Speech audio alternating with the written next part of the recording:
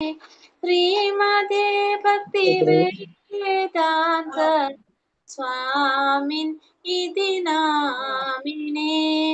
നമസ്തേ സരസ്വതി ദേവേ ഗൗരവാണി പ്രചാരിണേ നിർവിശേഷ ശൂന്യവാദി പാശ്ചാത്യദേശധാരിണേ. ജയ ശ്രീ കൃഷ്ണ ചൈതന്യ പ്രഭു നിത്യാനന്ദ ശ്രീ അദ്വൈത ഗദാധര ശ്രീവാസാദി ഗൗർ ഭക്തവൃന്ദ. ഹരേ കൃഷ്ണ കൃഷ്ണ കൃഷ്ണ ഹരേ ഹരേ ഹരേ രാമ രാമ രാമ ഹരേ ഹരേ. ഹരേ കൃഷ്ണ കൃഷ്ണ കൃഷ്ണ ഹരേ ഹരേ ഹരേ രാമ രാമ രാമ ഹരേ ഹരേ. ഹരേ കൃഷ്ണ. ഹരേ കൃഷ്ണ. എല്ലാവർക്കും പ്രണാമം. ഹരേ കൃഷ്ണ. ഹരേ കൃഷ്ണ മാതാജി. ഹരേ കൃഷ്ണ. പ്രണാമം മാതാജി. ഹരേ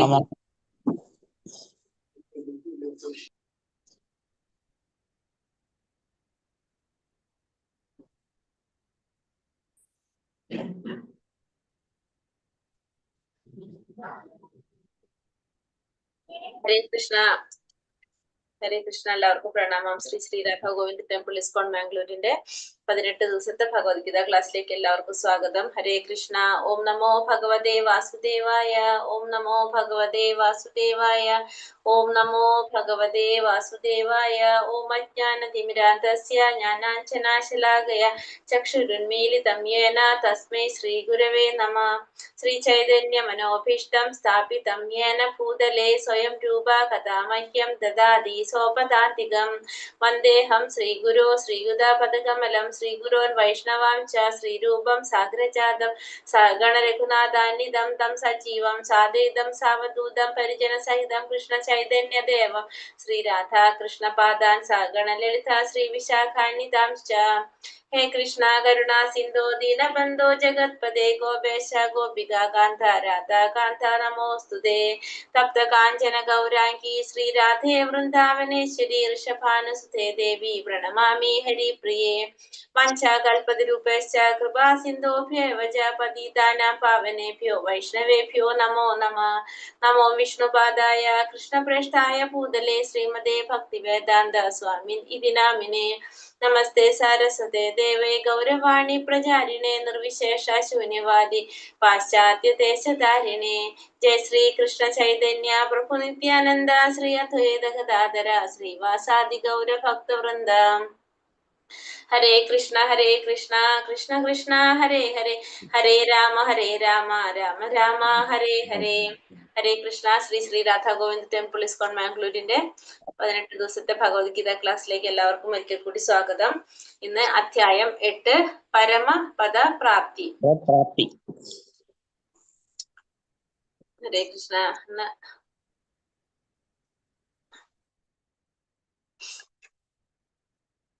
ഇന്നത്തെ അധ്യായം പരമപദ പ്രാപ്തിയെ കുറിച്ചാണ് നമ്മൾ.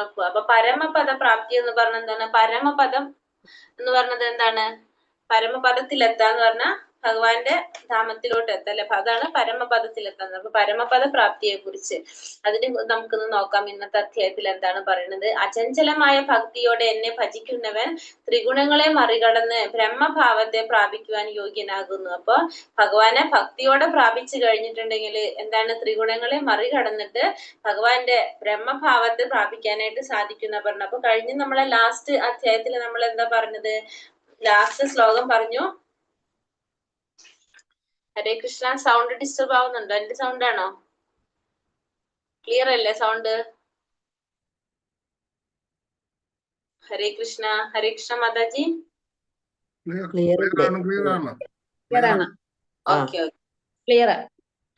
പ്രഭുവിന്റെ അവിടെ നെറ്റിന്റെ പ്രോബ്ലം ഉണ്ടാവും. പ്രഭു. ഹരേ കൃഷ്ണ. പ്രഭു ക്ലിയർ ആണ് കേട്ടോ. ഹരേ കൃഷ്ണ. അപ്പൊ കഴിഞ്ഞ അധ്യായത്തില് ലാസ്റ്റ് ശ്ലോകം നമ്മൾ എന്ത് പറഞ്ഞിട്ടുണ്ടായിരുന്നു? സാധിഭൂതാദി ദൈവമാം സാധിയജ്ഞം ഏവിധു പ്രയാണകാലേ പീച്ചമാം ദേവിധുർയുക്ത ചേതസഹ. എന്നെ അറിയുകയും എപ്പോഴും എന്നെ കുറിച്ചുള്ള ബോധം പുലർത്തുകയും ചെയ്യുന്നവൻ ഭൗതിക പ്രപഞ്ചങ്ങളുടെയും ദേവന്മാരുടെയും സർവയജ്ഞങ്ങളുടെയും നിയന്താവായ ഭഗവാനാണ് ഞാനെന്നറിയുന്നവൻ മരണസമയത്ത് പോലും എന്നെ ഓർക്കും എന്നാണ് ഭഗവാൻ പറഞ്ഞത്. എന്നെ ഓർക്കുന്നു ഭഗവാൻ പറഞ്ഞു. അപ്പൊ അതുമല്ലാണ് അർജുനൻ എന്ന് സംശയം ചോദിക്കുന്നത്. ആ പറഞ്ഞ വാക്കുകളിലാണ് അർജുനന് ഉത്തരം കിട്ടേണ്ടത്. അപ്പൊ അതാണ് ഈ അധ്യായത്തിൽ സ്റ്റാർട്ട് ചെയ്യുന്നത്. അപ്പൊ നമുക്കറിയാം, ഭഗവാനെ തത്വത്തിൽ മനസ്സിലാക്കി കഴിഞ്ഞാൽ, അതായത് ശരിയായ രീതിയിൽ നമ്മൾക്ക് ഭഗവാനെ കുറിച്ച് മനസ്സിലാക്കി കഴിഞ്ഞാലാണ് നമുക്ക് എന്താ ചെയ്യാൻ സാധിക്കുക? നമുക്ക് കൂടുതൽ ഭഗവാനോട് സ്നേഹം ഉണ്ടാകുന്നത്. അതായത് നമുക്ക് ഏതൊരു വ്യക്തിയോടായാലും എങ്ങനെയാണ്, ആ വ്യക്തിയെ കുറിച്ച് നമുക്ക് ശരിയായ രീതിയിൽ നന്നായിട്ട് അറിഞ്ഞാൽ മാത്രമേ നമ്മൾ അവരെ അംഗീകരിക്കുന്നുണ്ടാവുള്ളൂ. അതാണ് നമ്മളുടെ ഒരു സ്വഭാവം. ബേസിക്കലി ആരെ കുറിച്ചായാലും നമുക്ക് നന്നായിട്ട് അറിയണം അവരെ കുറിച്ച്, എങ്കിൽ മാത്രമേ നമ്മൾ അവരെ അംഗീകരിക്കുന്നുണ്ടാവുള്ളൂ. അതേപോലെ തന്നെ ഭഗവാനെ കുറിച്ച് ശരിയായ രീതിയിൽ തത്വത്തിൽ മനസ്സിലാക്കി കഴിഞ്ഞാൽ മാത്രമാണ് നമ്മൾ എന്ത് ചെയ്യുന്നത്? ഭഗവാനെ കൂടുതൽ നമ്മൾ ആരാധിക്കാനും ഭഗവാനെ കൂടുതൽ പ്രാപിക്കാനും നമ്മൾ ശ്രമിക്കുന്നത്. ആ ഒരു ലക്ഷ്യത്തിലേക്ക് നമ്മൾ എത്താനായിട്ട് എന്താ ചെയ്യണത്? അതിനാണ് നമ്മൾ പറയുന്നത്, നമ്മൾ നാമം ജപിക്കണം, ഭഗവാനെ കുറിച്ചുള്ള കഥകളും ഭഗവാന്റെ കീർത്തനങ്ങളൊക്കെ ചെയ്യുക, ഭഗവാനെ ഭാഗവതം ഭഗവത്ഗീത പോലുള്ള ഗ്രന്ഥങ്ങൾ നമ്മൾ വായിക്കുക. ഇതൊക്കെ നമ്മള് അപ്പൊ ഇതൊക്കെ ചെയ്യുമ്പോൾ നമുക്ക് സ്വാഭാവികമായിട്ടും ആ വ്യക്തിയെ കുറിച്ചുള്ള ആ വ്യക്തിയുടെ ഗുണങ്ങൾ നമുക്ക് ഓർക്കാനായിട്ട് സാധിക്കും. അതെങ്ങനെയാണ് നമ്മൾ ഓർക്കുക, അതെങ്ങനെയാണ് ചെയ്യാന്നുള്ളതിന് ഇനിയുള്ള അധ്യായത്തിലൊക്കെ ഭഗവാൻ നമുക്ക് പറഞ്ഞു തരുന്നത്. ഹരേ കൃഷ്ണ. അപ്പൊ നമുക്ക് ഇന്നത്തെ അധ്യായം നോക്കാം. പരമപദപ്രാപ്തി. ഓം നമോ ഭഗവതേ വാസുദേവായ. ശ്രീ അർജുന ഉവാച കിം തത് ബ്രഹ്മ കിമധ്യാത്മം കിം കർമ്മ പുരുഷോത്തമ അധിഭൂതം ച കിം പ്രോക്ത അധിദൈവം കിമുച്യതേ. അർജുനൻ ചോദിച്ചു, ഹേ പുരുഷോത്തമ, എന്താണ് ബ്രഹ്മം? ആത്മാവെന്നാൽ എന്താണ്? ഫലോദിഷ്ട കർമ്മം എന്നാൽ എന്ത്? ഭൗതിക പ്രപഞ്ചമെന്നും ഈ ദേവന്മാരെന്നും പറയപ്പെടുന്നത് എന്താണ്? അപ്പൊ അർജുനൻ ചോദിക്കുന്ന ചോദ്യം എന്താണ്? അർജുനൻ ഭഗവാനോട് ചോദിക്കുന്നത്, ഫസ്റ്റ് ചോദിക്കുന്നത് ഹേ പുരുഷോത്തമ എന്നാണ് ഭഗവാനോട് അർജുനൻ സംബോധന ചെയ്തിരിക്കുന്നത്, അല്ലെ? കാരണം അർജുനൻ ചോദിക്കുന്നത് ആരോടാണ്? പുരുഷോത്തമനോടാണ്. ഒരു സാധാരണ ഒരു വ്യക്തിയോടൊന്നല്ല ചോദിക്കുന്നത്, ഒരു സുഹൃത്തിനോടല്ല ചോദിക്കുന്നത്. പുരുഷോത്തമൻ, പുരുഷന്മാരിൽ ഉത്തമനായിട്ടുള്ള ഭഗവാനോട് പുരുഷോത്തമ എന്നാണ് അർജുനൻ സംബോധന ചെയ്യുന്നത്. പുരുഷന്മാരിൽ ഉത്തമനായിട്ടുള്ള ഭഗവാനോടാണ് അർജുനൻ ചോദിക്കുന്നത്, എന്താണ് ബ്രഹ്മം? ബ്രഹ്മം എന്നാൽ എന്താണ്? ആത്മാവെന്നാൽ എന്ത്? ഫലോദിഷ്ട കർമ്മം എന്നാൽ എന്ത്? ഭൗതിക പ്രപഞ്ചമെന്നും ദേവന്മാരെന്നും പറയപ്പെടുന്നത് എന്താണ്? അപ്പൊ അർജുനന്റെ ചോദ്യങ്ങൾ എന്തൊക്കെയായിരുന്നു? ഒന്ന്, ബ്രഹ്മം എന്ത്? ആത്മാവെന്ത്? ഫലോദിഷ്ട കർമ്മം എന്ത്? ഭൗതിക പ്രപഞ്ചമെന്നും ദേവന്മാരെന്നും പറയപ്പെടുന്നത് എന്ത്? അപ്പൊ നമ്മൾ ഫസ്റ്റേ തൊട്ട് കേട്ടുപോകുന്ന കാര്യങ്ങളല്ല ഇതൊക്കെ. അപ്പൊ അർജുന ഭഗവാനോട് ഇപ്പൊ ചോദിക്കുന്നത് എന്താണ്? അപ്പൊ ബ്രഹ്മം എന്നാൽ എന്ത്? ആത്മാവ് എന്നാൽ എന്ത്? ഫലോദിഷ്ട കർമ്മം എന്നാൽ എന്ത്? ഭൗതിക പ്രപഞ്ചമെന്നും ദേവന്മാരെന്നും പറയപ്പെടുന്നത് എന്താണ് എന്നാണ് ഇവിടെ ചോദിക്കുന്നത്. ഇനിയും ചോദിക്കുന്നുണ്ട്, അധിയജ്ഞ കഥം ഗോത്ര ദേഹേസ്മിൻ മധുസൂദന പ്രയാണകാലേ ച കഥം ജ്ഞേയോസി നിയതാത്മഭിഃ. മധുസൂദന, ഇവിടെ എന്തെന്ന് വിളിച്ചിരിക്കുന്നത്? മധുസൂദന എന്നാണ് ഇവിടെ സംബോധന ചെയ്തിരിക്കുന്നത്.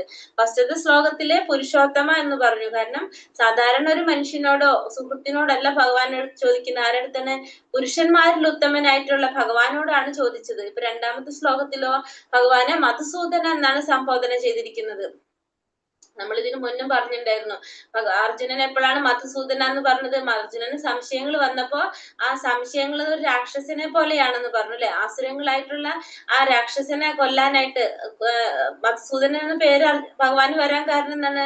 മധു എന്ന രാക്ഷസനെ വധിച്ചത് കൊണ്ട്. അതേപോലെ തന്നെ ആ സംശയം മനസ്സിൽ ഉദിച്ച ആസുരങ്ങളായ സംശയങ്ങളെ കൃഷ്ണൻ നശിപ്പിക്കണം. ആ ഒരു അർത്ഥത്തിലാണ് ഇവിടെ എന്തെന്ന് വിളിക്കുന്നത്? മധുസൂദന എന്ന് പറയുന്നത്. മധുസൂദന ആരാണ്? യജ്ഞദേവത.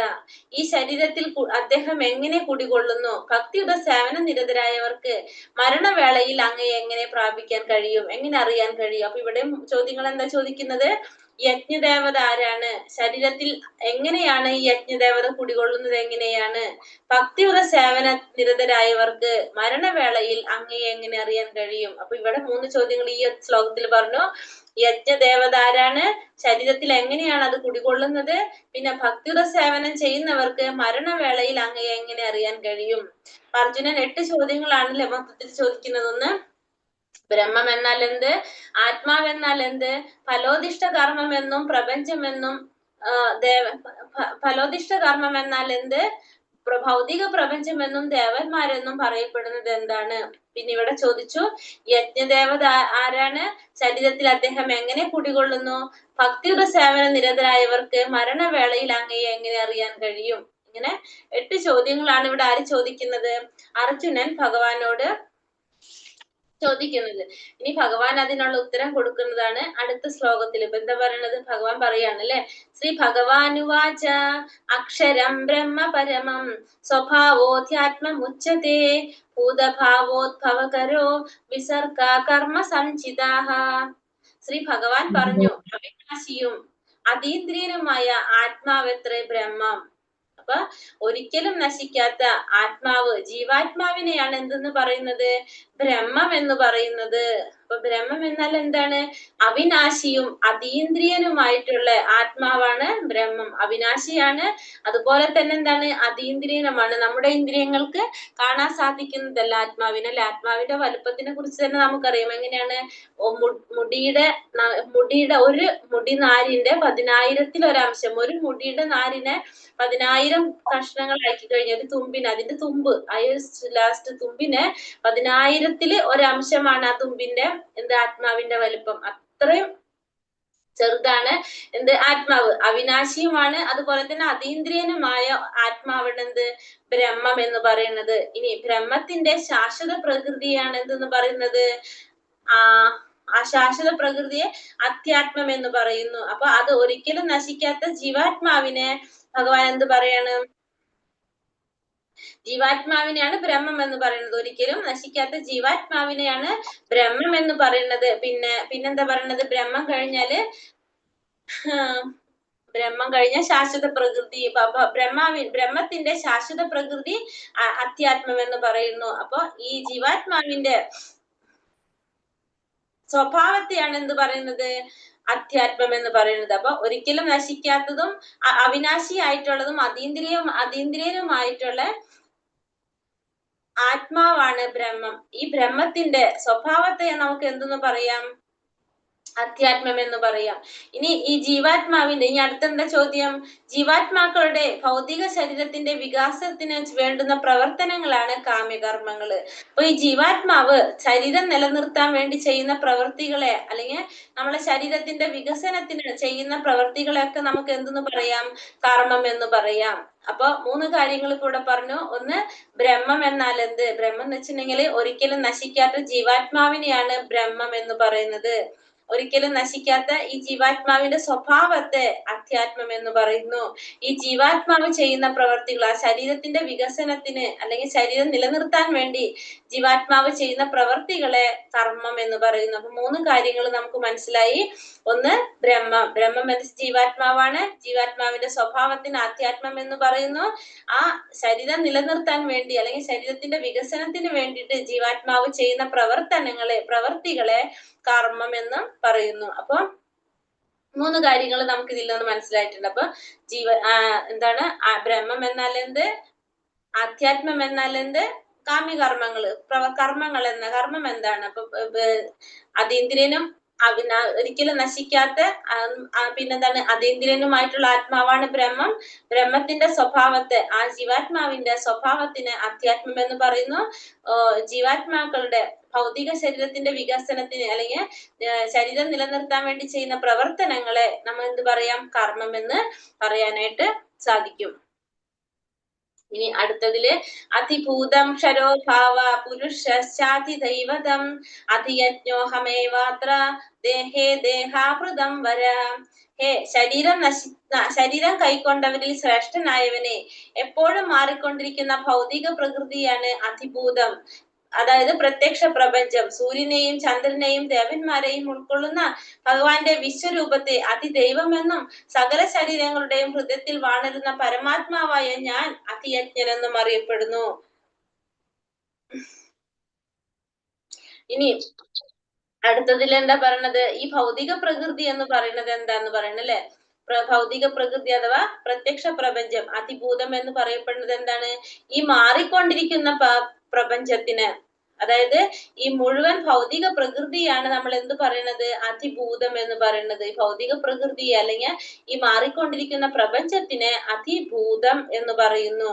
പിന്നെ വിരാട് പുരുഷൻ, അതായത് പ്രപഞ്ചം മുഴുവൻ നിറഞ്ഞു നിൽക്കുന്ന ആ ഭഗവാനെയാണ് നമ്മൾ എന്ത് പറയുന്നത്? അതിദൈവം എന്ന് പറയുന്നത്. വിരാട് പുരുഷനെ, പ്രപഞ്ചം മുഴുവൻ നിലനിൽക്കുന്ന ആ വിരാട് പുരുഷനെ, ഭഗവാനെയാണ് നമ്മൾ എന്ത് പറയുന്നത്? ചന്ദ്രനും സൂര്യനും എല്ലാ ദേവന്മാരും ഉൾക്കൊള്ളുന്ന ഭഗവാന്റെ ആ വിശ്വരൂപം, ഭഗവാന്റെ വിശ്വരൂപം, അത് ചാപ്റ്റർ ആയിട്ട് വരുന്നുണ്ടത്. ആ വിശ്വരൂപത്തെയാണ് ഭഗവാന്റെ വിരാട് പുരുഷനെ, ഫുള്ള് നിൽക്കുന്ന ഭഗവാന്റെ ആ വിശ്വരൂപത്തിനെയാണ് നമ്മൾ എന്ത് പറയുന്നത്? അതിദൈവം എന്ന് പറയുന്നത്. പിന്നെ ഓരോ ജീവാത്മാക്കളുടെ ഉള്ളിൽ നമ്മൾ പറഞ്ഞിട്ടുണ്ടായിരുന്നു പരമാത്മാ രൂപത്തിൽ ഭഗവാൻ ഇരിക്കുന്നുണ്ടെന്ന്. അത് തന്നെ പറയാണ് ഇനി. ഭഗവാൻ അതിയജ്ഞം കൊണ്ട് ഉദ്ദേശിക്കുന്നത് എന്താണ്? ഭഗവാനെ തന്നെയാണ്. അതായത് എല്ലാവരുടെ ഹൃദയത്തിലും കുടികൊള്ളുന്ന പരമാത്മാവിനെ തന്നെയാണ് എന്ത് പറയുന്നത്?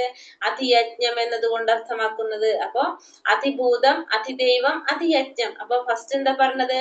ഭൗതിക പ്രകൃതിയെയാണ്, ഈ മാറിക്കൊണ്ടിരിക്കുന്ന ഭൗതിക പ്രപഞ്ചത്തെ, ഈ പ്രപഞ്ചത്തിനെയാണ് നമ്മൾ എന്ത് പറയണത്? അതിഭൂതം എന്ന് പറയുന്നത്. പിന്നെ ഭഗവാന്റെ വിശ്വരൂപത്തെ, സൂര്യനും ചന്ദ്രനും ദേവന്മാരും എല്ലാം ഉൾക്കൊള്ളുന്ന ഭഗവാന്റെ വിശ്വരൂപത്തിനെ അതിദൈവം എന്ന് പറയുന്നു. പിന്നെ എല്ലാവരുടെ ശരീരങ്ങളിലും എല്ലാവരുടെ ഹൃദയത്തിലും വാഴുന്ന പരമാത്മാവായ ഭഗവാനെ അതിയജ്ഞൻ എന്ന് പറയുന്നു. അപ്പോ ഇതില് പറഞ്ഞു അതിയജ്ഞൻ എന്താണ്, അതിഭൂതം എന്താണ്, അതിദൈവം എന്താണ് എന്നുള്ളതും നമുക്കിപ്പോ ഭഗവാൻ പറഞ്ഞു തന്നു. അന്ധകാലേ ച മാമേവ സ്മരൻ മുക്താകളേവരം യ പ്രയാതി സമദ്ഭാവം യാതി നാസ്ത്യത്ര സംശയ. മരണസമയത്ത് എന്നെ തന്നെ സ്മരിച്ചുകൊണ്ട് ശരീരം ത്യജിക്കുന്നവൻ എന്റെ ഭാവത്തെ ഉടനെ തന്നെ പ്രാപിക്കുമെന്നതിന് സംശയമില്ല. ഇനി മരണസമയത്ത് ഭഗവാനെ തന്നെ സ്മരിച്ച് ശരീരം ത്യജിക്കുന്നവൻ എന്താണ്? ഭഗവാന്റെ ഭാവത്തെ ഉടനെ തന്നെ സ്മരിക്കും എന്നതിന് യാതൊരു സംശയവുമില്ല. അപ്പൊ ഇതില് എന്താണ്? കൃഷ്ണാവബോധത്തിന്റെ പ്രാധാന്യത്തെ കുറിച്ചാണ് പറയുന്നത്.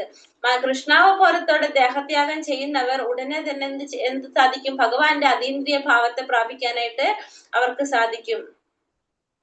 ഭക്തിപൂർവമായിട്ടുള്ള നിരന്തരം ഭക്തിയുടെ സേവനം ചെയ്യുന്നതിലൂടെ കൃഷ്ണാവബോധം പുലർത്തി കൊണ്ടുപോകുന്ന ഒരു വ്യക്തിക്ക് മരണസമയത്ത് എന്ത് ചെയ്യാൻ സാധിക്കും? ഭഗവാനെ പ്രാപിക്കാനായിട്ട്, ഭഗവാന്റെ ഭാവത്തെ പ്രാപിക്കാനായിട്ട് സാധിക്കുമെന്നതിന് യാതൊരു സംശയമില്ല എന്നാണ് ഭഗവാൻ ഇവിടെ പറയുന്നത്. അപ്പൊ മരണസമയത്ത് എന്ത് സംഭവിക്കും എന്നല്ലൊരു ചോദ്യം ഉണ്ടായിരുന്നത് മരണവേളയില്.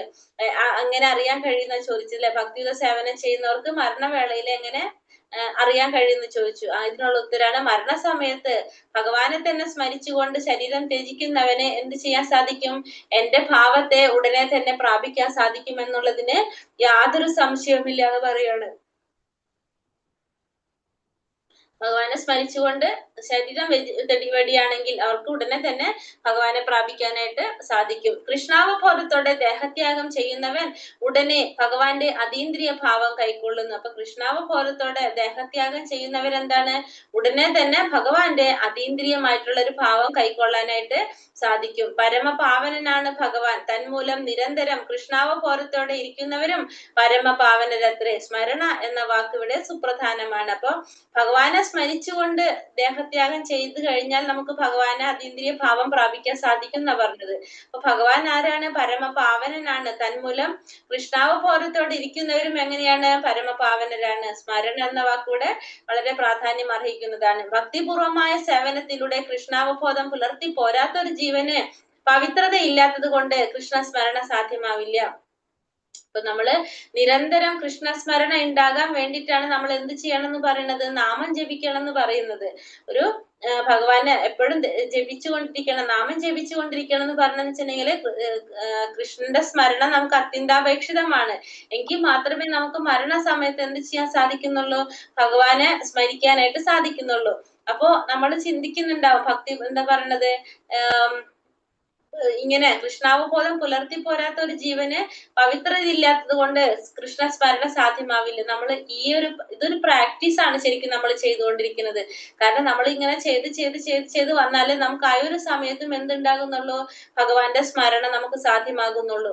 അതെല്ലാം പെട്ടെന്ന് നമുക്ക് എന്തുണ്ടാവുന്നില്ല, ഭഗവാനെ സ്മരിക്കാനായിട്ട് നമുക്ക് അതിനുള്ള പവിത്രത ഉണ്ടാകുന്നില്ല, നമുക്ക് അതിന് സാധിക്കില്ല. പരിശുദ്ധി ഉണ്ടെങ്കിൽ മാത്രമേ നമുക്കത് ചിന്തിക്കാനുള്ള ബുദ്ധി ആര് തന്നെയാണ് തരുന്നത്, ഭഗവാൻ തന്നെയാണ് തരുന്നത്. അപ്പൊ ഭക്തിപൂർവമായിട്ടുള്ള സേവനത്തിലൂടെ കൃഷ്ണാവബോധം പുലർത്തി പോരാത്ത ഒരു ജീവൻ എന്തുണ്ടാവുന്നില്ല, പവിത്രത ഉണ്ടാകാത്തത് കൊണ്ട് തന്നെ ആ ഒരു സമയത്ത് എന്ത് ചെയ്യാൻ സാധിക്കുന്നില്ല, ഭഗവാന്റെ സ്മരണ സാധ്യമാവില്ല. അതിനുള്ള ബുദ്ധി ഭഗവാൻ തന്നെയാണ് നമുക്ക് തരേണ്ടത്, അത് നമുക്ക് ഉണ്ടാകണമെന്നില്ല. അതുകൊണ്ട് ഒരാൾ ജീവിതത്തിന്റെ ആരംഭഘട്ടം മുതൽക്കേ കൃഷ്ണാവബോധം പരിശീലിക്കണം. നിര്യാണ വേളയിൽ വിജയം വരിക്കണമെങ്കിൽ കൃഷ്ണസ്മരണ അത്യന്താപേക്ഷിതമാണ് താനും. അതുകൊണ്ട് സദാസമയവും മഹാമന്ത്രം ഉരുവിട്ടുകൊണ്ടിരിക്കുക. ഹരേ കൃഷ്ണ കൃഷ്ണ കൃഷ്ണ ഹരേ ഹരേ, ഹരേ രാമ രാമ രാമ ഹരേ ഹരേ. ഇത് മഹാമന്ത്രം സദാസമയം ഉരുവിട്ടുകൊണ്ടിരിക്കേണ്ടതാണ്. വൃക്ഷത്തെ പോലെ സഹനശക്തി ഉണ്ടാകണം. തരോരിവ സഹിഷ്ണുന എന്നാണ് ശ്രീ ചൈതന്യ മഹാപ്രഭു ഉപദേശിക്കുന്നത്. അതേപോലെ തന്നെ എന്ത് വേണം, വൃക്ഷത്തെ പോലെ സഹനശക്തി ഉണ്ടാകണം. നമ്മൾ ഹരേ കൃഷ്ണ മഹാമന്ത്രം ജപിക്കാൻ തുടങ്ങുമ്പോൾ പല രീതിയിലുള്ള ബുദ്ധിമുട്ടുകളും അസ്വസ്ഥതകളും നമുക്ക് ഉണ്ടാവും. നമുക്കത് ചൊല്ലാതിരിക്കാനായിട്ടുള്ള പല തടസ്സങ്ങളും നമ്മളുടെ മുന്നിൽ ഉണ്ടാവാം. പല രീതിയിലും നമുക്ക് പ്രോബ്ലംസ് ഉണ്ടാവാം. നമ്മൾ എന്ത് ചെയ്യണം, വൃക്ഷത്തെ പോലെ നമ്മൾ സഹനശക്തി ഉള്ളവരായിരിക്കണം. കാരണം ആ ഒരു പ്രവൃത്തി ചെയ്യാതിരിക്കാൻ വേണ്ടിയിട്ട് പല രീതിയിലും നമുക്ക് എന്തുണ്ടാവും, പല രീതിയിലുള്ള പ്രശ്നങ്ങളും നമുക്ക് ഉണ്ടായിക്കൊണ്ടിരിക്കാം. നമ്മൾ ഈ ഭക്തിയുടെ സേവനം തുടങ്ങുമ്പോൾ നമുക്കത് ചെയ്യാതിരിക്കാനായിട്ട് പല തടസ്സങ്ങളും നമ്മളുടെ ചുറ്റുപാടിൽ നിന്ന്, നമ്മുടെ കുടുംബങ്ങളിൽ നിന്നോ നമ്മളുടെ സമൂഹത്തിൽ നിന്ന്, ചുറ്റുപാടുകളിൽ നിന്നൊക്കെ നമുക്ക് ഉണ്ടാകാം. അത് സ്വാഭാവികമായിട്ട് നമുക്ക് ഉണ്ടാവുന്നതാണ്. കാരണം നമ്മളത് ചെയ്യാതിരിക്കാനുള്ള, നമ്മൾ മായ എന്ന് പറയും അതിനെ. കാരണം വെച്ചിട്ടുണ്ടെങ്കിൽ നമ്മൾ പറഞ്ഞു ഭഗവാന്റെ രണ്ട് ശക്തികളെ കുറിച്ച് പറഞ്ഞിട്ടുണ്ടായിരുന്നു, അന്തരംഗ ശക്തിയും ബഹിരംഗ ശക്തിയും. നമ്മളെ ബഹിരംഗ ശക്തി ബഹിരംഗ ശക്തിയായിട്ടുള്ള ആരാണ്, ദുർഗാദേവി. നമ്മളെ പല രീതിയിലും നമ്മൾ എന്തെയും പരീക്ഷിക്കും. നമ്മളതൊരു കറക്റ്റ് ആയിട്ട് നമുക്ക് അതിനൊരു ക്വാളിറ്റി ഉണ്ടാക്കാൻ വേണ്ടിയിട്ടാണ് അത് ചെയ്യുന്നത്. പക്ഷെ നമ്മൾ എന്ത് ചെയ്യണം, നമ്മൾ ആ സഹിഷ്ണുതയോടെ, നമ്മൾ സഹനശക്തിയോടെ നമ്മൾ എന്ത് ചെയ്യണം, ഒരു വൃക്ഷത്തെ പോലെ സഹനശക്തി ഉണ്ടാവണം എന്നാ പറയുന്നത്. അപ്പൊ അതേപോലെ നമ്മൾ എന്ത് ചെയ്യണം, നമ്മൾ ആ സാഹചര്യങ്ങൾ നമ്മൾ തരണം ചെയ്യാനായിട്ട് നമുക്ക് സാധിക്കണം. എങ്കിൽ മാത്രമേ നമുക്ക് അതിൽ വിജയിക്കാനായിട്ട് സാധിക്കുള്ളൂ. അതല്ല നമുക്കിപ്പോ ഓരോ സാഹചര്യം വരുമ്പോ അത് നമുക്ക് ചെയ്യാൻ സാധിക്കില്ല, നമുക്ക് അങ്ങനെ ബുദ്ധിമുട്ടാണ്, അതല്ലെങ്കിൽ അതേ രീതിയിലായിരിക്കും നമുക്ക് ഓരോ പ്രശ്നങ്ങൾ ഉണ്ടാവുന്നത്. അപ്പൊ നമ്മളത് വിട്ടു കഴിഞ്ഞാലോ, നമ്മൾ അതിൽ നിന്ന് മാറിക്കഴിഞ്ഞിട്ടുണ്ടെങ്കിൽ നമ്മൾ ദൂരത്തേക്കാണ് പോയിക്കൊണ്ടിരിക്കുന്നത്. ശരിക്കും നമ്മൾ ഭഗവാന്റെ അടുത്തുനിന്ന് നീങ്ങാണ് ചെയ്യുന്നത്. പക്ഷെ കാരണം നമ്മൾ അടുക്കാൻ പോകുമ്പോഴാണ് നമുക്ക് ഈ പറഞ്ഞ പരീക്ഷണങ്ങൾ നമുക്ക് സംഭവിക്കുന്നത്.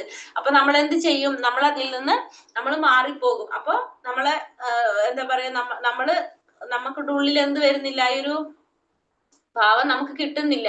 അപ്പൊ നമ്മൾ എന്താ ചെയ്യേണ്ടത്, നമുക്ക് ഇങ്ങനത്തെ ഓരോ പ്രശ്നങ്ങൾ ഉണ്ടാകുമ്പോഴും നമ്മൾ അതിൽ നിന്ന് മാറ്റം സംഭവിക്കാനായിട്ട്, നമുക്ക് ആ ഈ പ്രശ്നം സോൾവ് ചെയ്യാനായിട്ട്, അല്ലെങ്കിൽ അതിനെ തരണം ചെയ്യാൻ നമുക്ക് സാധിക്കണം. അതിന് നമുക്ക് എന്ത് ചെയ്യാം, നമുക്ക് വിഘ്നേശ്വരന്റെ അടുത്തോ അതേപോലെ തന്നെ നരസിംഹ ഭഗവാന്റെ അടുത്തോ നമുക്ക് എപ്പോഴും പ്രാർത്ഥിക്കാം. കാരണം നമ്മൾ ഇങ്ങനത്തെ വിഘ്നങ്ങൾ, ഭക്തിയിലുള്ള വിഘ്നങ്ങൾ നമുക്ക് മാറ്റിത്തരാനായിട്ട് ഇവർക്ക് സാധിക്കുന്നതാണ്. അപ്പൊ അതുകൊണ്ട് നമുക്ക് എന്ത് ചെയ്യാം, നമുക്ക് പറയാം. അപ്പൊ നമ്മള് എപ്പോഴും എന്ത് ചെയ്യാം, നമുക്ക് കുറെ തടസ്സങ്ങൾ നമുക്ക് വരുന്നുണ്ടെങ്കിൽ അതിന്റെ അർത്ഥം എന്താണ്, നമ്മൾ മുന്നിലോട്ട് പോകാന്നാണ് എന്റെ അർത്ഥം. അപ്പൊ നമുക്ക് അതിന് മനസ്സിലാക്കാം. നമ്മളിപ്പോ നാമം ജപിക്കുമ്പോഴും അതല്ല നമ്മൾ ഭക്തിയുടെ സേവനങ്ങൾ ചെയ്തുകൊണ്ടിരിക്കുമ്പോഴും നമ്മളുടെ മുന്നിൽ കുറെ തടസ്സങ്ങൾ നമുക്ക് വരുന്നുണ്ടെങ്കിൽ അതിന്റെ അർത്ഥം നമ്മള് ആദ്യത്തെ ഭാഗത്തു നിന്ന് കുറച്ച് മുന്നിലോട്ട് പോയി എന്നാണ് നമുക്ക് മനസ്സിലാക്കേണ്ടത്. കാരണം അപ്പോഴാണ് നമുക്ക് കൂടുതൽ പരീക്ഷണങ്ങൾ നമ്മളുടെ മുന്നിൽ വരുന്നത്. അപ്പൊ നമുക്കത് മനസ്സിലാക്കാം. അപ്പൊ എന്ത് ചെയ്യണം, നമ്മൾ അതിനെ തരണം ചെയ്യാനായിട്ടുള്ള വഴികൾ നമ്മൾ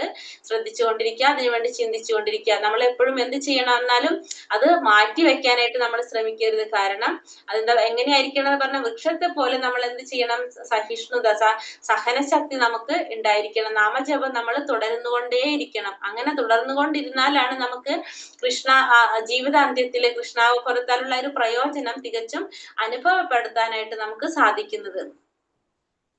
യം യം വാപി സ്മരൻ ഭാവം ത്യജത്യന്തേ കളേവരം തം തമേവൈതി കൗന്ദേയ സദാ തദ്ഭാവ ഭാവിതാഃ എന്തിനെ കുറിച്ചാണോ മരണവേളയിൽ ഒരാൾ സ്മരിക്കുന്നത്, ഹേ കുന്തിപുത്ര, അയാൾ തീർച്ചയായും അതിനെ പ്രാപിക്കും. അപ്പൊ മരണസമയത്ത് ഒരാൾ എന്തിനെ കുറിച്ചാണോ ചിന്തിക്കുന്നത്, ആ വ്യക്തി മരണസമയത്ത് ചിന്തിക്കുന്നത് എന്താണോ തീർച്ചയായും അതിനെ പ്രാപിക്കാനായിട്ട് ആ വ്യക്തിക്ക് സാധിക്കും. മരണസമയത്ത് എന്തിനെ കുറിച്ച് നമ്മൾ ചിന്തിച്ചാലും ആ വ്യക്തി എന്താണ്, അതായിരിക്കും ആ വ്യക്തിയിൽ വരുന്നത്.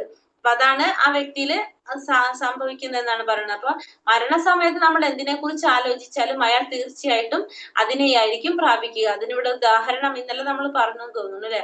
പറയാം നമുക്ക്, മരണത്തിന്റെ നിർണായക നിമിഷങ്ങളിൽ നടക്കുന്നത് എന്തെന്ന് ഇവിടെ പറയുന്നു. കൃഷ്ണസ്മരണയോടെ ശരീരം ത്യജിക്കുന്നവൻ അതീന്ദ്രിയമായ ഭഗവത് പദം പോകുന്നു.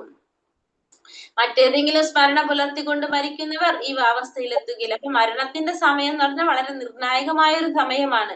ആ ഒരു സമയത്ത് ഭഗവാന്റെ സ്മരണയോടെയാണ് നമ്മൾ ശരീരം ത്യജിക്കുന്നതെങ്കിൽ അവർക്ക് അതീന്ദ്രിയമായ ഭഗവാന്റെ പദം പോകാനായിട്ട് സാധിക്കും.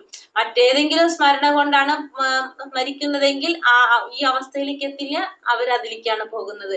നമ്മൾ എന്തിനെ കുറിച്ചാണോ മരണസമയത്ത് ആലോചിക്കുന്നത് അല്ലെങ്കിൽ ഓർക്കുന്നത്, അതാണ് നമുക്ക് കിട്ടുന്നത് എന്ന് പറയുന്നത്, ജന്മത്തിൽ വരുന്നത്.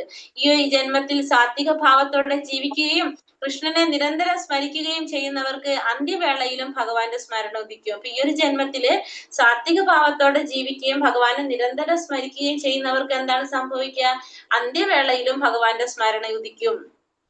നമ്മളുടെ ഒരു ചോദ്യത്തിനുള്ള ഉത്തരമാണ് ഇവിടെ കിട്ടുന്നത്. കാരണം നമ്മൾ ചിന്തിക്കേണ്ട, മരണസമയത്ത് ഓർക്കാൻ വേണ്ടിയിട്ട് നമ്മൾ എന്തിനാ ഇപ്പോഴേ തന്നെ നമ്മൾ ഇങ്ങനെയൊക്കെ ചെയ്യുന്നത്, ആ സമയത്ത് നമുക്ക് ഓർത്താ പോരെന്ന്. അത് പറഞ്ഞാൽ ഈ ജന്മത്തിൽ സാത്വിക ഭാവത്തോടെ ജീവിക്കുകയും കൃഷ്ണനെ നിരന്തരം സ്മരിക്കുകയും ചെയ്യുന്നവർക്ക് അന്ത്യവേളയിലും ഭഗവത് സ്മരണ ഉദിക്കും. അപ്പൊ ഈ ഒരു ജന്മത്തിൽ സാത്വിക ഭാവത്തോടെ ജീവിച്ച് ഭഗവാനെ നിരന്തരം സ്മരിച്ചാൽ മാത്രമാണ് നമുക്ക് എന്ത് കിട്ടുന്നത്, അന്ത്യവേളയിലും ഭഗവാന്റെ സ്മരണ ഉണ്ടാകുന്നുള്ളൂ. കൃഷ്ണന്റെ അതീന്ദ്രിയ ഭാവത്തെ പോകുന്നതിന് അത് സഹായകമായി തീരുകയും ചെയ്യും. ആധ്യാത്മികമായി ഭഗവത് സേവനത്തിൽ മുഴുകി ജീവിതം നയിച്ച ഒരാൾക്ക് അടുത്ത ജന്മത്തിൽ ഭൗതിക ദേഹമില്ല, ആധ്യാത്മിക ദേഹമായിരിക്കും ലഭിക്കുക. നിരന്തരമായ ഹരേ കൃഷ്ണ കൃഷ്ണ കൃഷ്ണ ഹരേ ഹരേ, ഹരേ രാമ രാമ രാമ ഹരേ ഹരേ എന്ന നാമജപം അത്രേ മരണവേളയിൽ ഒരാളുടെ മനോഭാവത്തെ വേണ്ടുന്ന വഴിക്ക് തിരിക്കാൻ ഉതകുന്ന ഉത്തമമായ മാർഗം. അപ്പൊ നമ്മള് നിരന്തരം ഭഗവാൻ സ്മരണ ചെയ്തുകൊണ്ടിരിക്കുന്ന ഒരു വ്യക്തിക്ക് അന്ത്യവേളയിൽ ഭഗവാനെ സ്മരിക്കാനായിട്ട് സാധിക്കും. അങ്ങനെ ഭഗവാന്റെ അതീന്ദ്രിയ ഭാവത്തെ പോകുന്നതിന് അയാളെ സഹായിക്കും. ആധ്യാത്മികമായിട്ട് ഭഗവത് സേവനത്തിൽ മുഴുകിയിരിക്കുന്ന ജീവിതം നയിച്ച ഒരാൾക്ക് എന്താണ്, അടുത്ത ജന്മത്തിൽ എന്തുണ്ടാവില്ല, ഭൗതികമായിട്ടുള്ള ഒരു ശരീരം അദ്ദേഹത്തിന് ലഭിക്കണമെന്നില്ല. അദ്ദേഹത്തിന് കിട്ടുന്നത് എന്താണ്, ആധ്യാത്മികമായിട്ടുള്ള ഒരു ശരീരമായിരിക്കും ലഭിക്കുക. അപ്പൊ നിരന്തരമായി ഹരേ കൃഷ്ണ നാമം ജപിക്കുന്നതിലൂടെ മരണവേളയിലും ആ വ്യക്തിക്ക് അയാളുടെ മനോഭാവത്തെ വേണ്ടുന്ന വഴിക്ക് തിരിക്കാൻ ഉതകുന്ന ഉത്തമമായിട്ടുള്ള മാർഗമായിരിക്കും അത് എന്ന് പറയുന്നത്. എന്ത്, ഈ നാമജപം.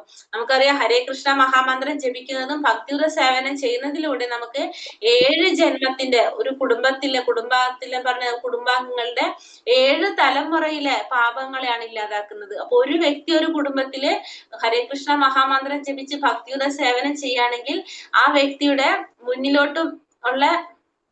പിന്നിലോട്ടുള്ള 7 തലമുറ, 7 ജന്മങ്ങളുടെയാണ്, കുടുംബത്തിലെ 7 തലമുറയുടെ പാപങ്ങളാണ് ഇല്ലാതാക്കുന്നത്. അത്രയും പ്രാധാന്യമാണ് നമ്മൾ എന്ത് പറയുന്നത്, ഭക്തിയുടെ സേവനത്തിനും ഭഗവാന്റെ നാമം ജപിക്കുന്നത് കൊണ്ടുള്ളൊരു ഗുണം പറയുന്നത്.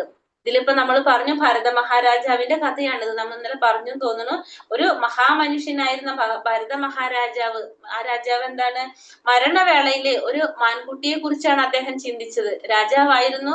അതിനുശേഷം 4ാമത്തെ ആശ്രമമായിട്ടുള്ള സന്യാസത്തിലോട്ട് കടന്നു. പക്ഷെ എന്നാലും മരണവേളയിൽ അദ്ദേഹം ചിന്തിച്ചത് ആരെ കുറിച്ചായിരുന്നു, ഒരു മാൻകുട്ടിയെ കുറിച്ചായിരുന്നു അദ്ദേഹത്തിന്റെ വിചാരം. അതുകൊണ്ട് അദ്ദേഹം പിന്നത്തെ ജന്മം ആരായിട്ട് ജനിക്കാണ്, അദ്ദേഹത്തിന് ഒരു മാനിന്റെ ശരീരം കൈക്കൊള്ളേണ്ടതായിട്ട് വന്നു. ഒരു മാൻകുട്ടിയുടെ ശരീരം കൈക്കൊള്ളേണ്ടതായിട്ട് വന്നു. പിന്നെ അതിനുശേഷം അദ്ദേഹത്തിന് അത് മനസ്സിലായതുകൊണ്ട്, അദ്ദേഹത്തിന് കഴിഞ്ഞ ജന്മം ഓർക്കാൻ കഴിഞ്ഞത് കൊണ്ടാണ് അദ്ദേഹം എന്ത് ചെയ്തത്, അദ്ദേഹം വീണ്ടും ആ മാനിന്റെ ശരീരം വെച്ചുണ്ടായി ആശ്രമത്തിൽ ചെന്ന് പിന്നെയും നിന്നിട്ടാണ് പിന്നത്തെ ശരീരം എന്ത് കിട്ടുന്നത്, ഒരു ബ്രാഹ്മണന്റെ ശരീരം ലഭിക്കുന്നത്. അപ്പൊ മരണസമയത്ത് എന്തിനെ കുറിച്ചാണോ ചിന്തിക്കുന്നത് നമ്മൾ അതായി തീരുമെന്ന് പറയുന്നത്. മാൻ തന്റെ പൂർവ്വജന്മ പ്രവർത്തനങ്ങൾ അദ്ദേഹത്തിന് ഓർമ്മയുണ്ടായിരുന്നു എങ്കിൽ പക്ഷെ സ്വീകരിക്കേണ്ടി വന്നത് എന്തായിരുന്നു, മാനിന്റെ ശരീരമായിരുന്നു അദ്ദേഹത്തിന്.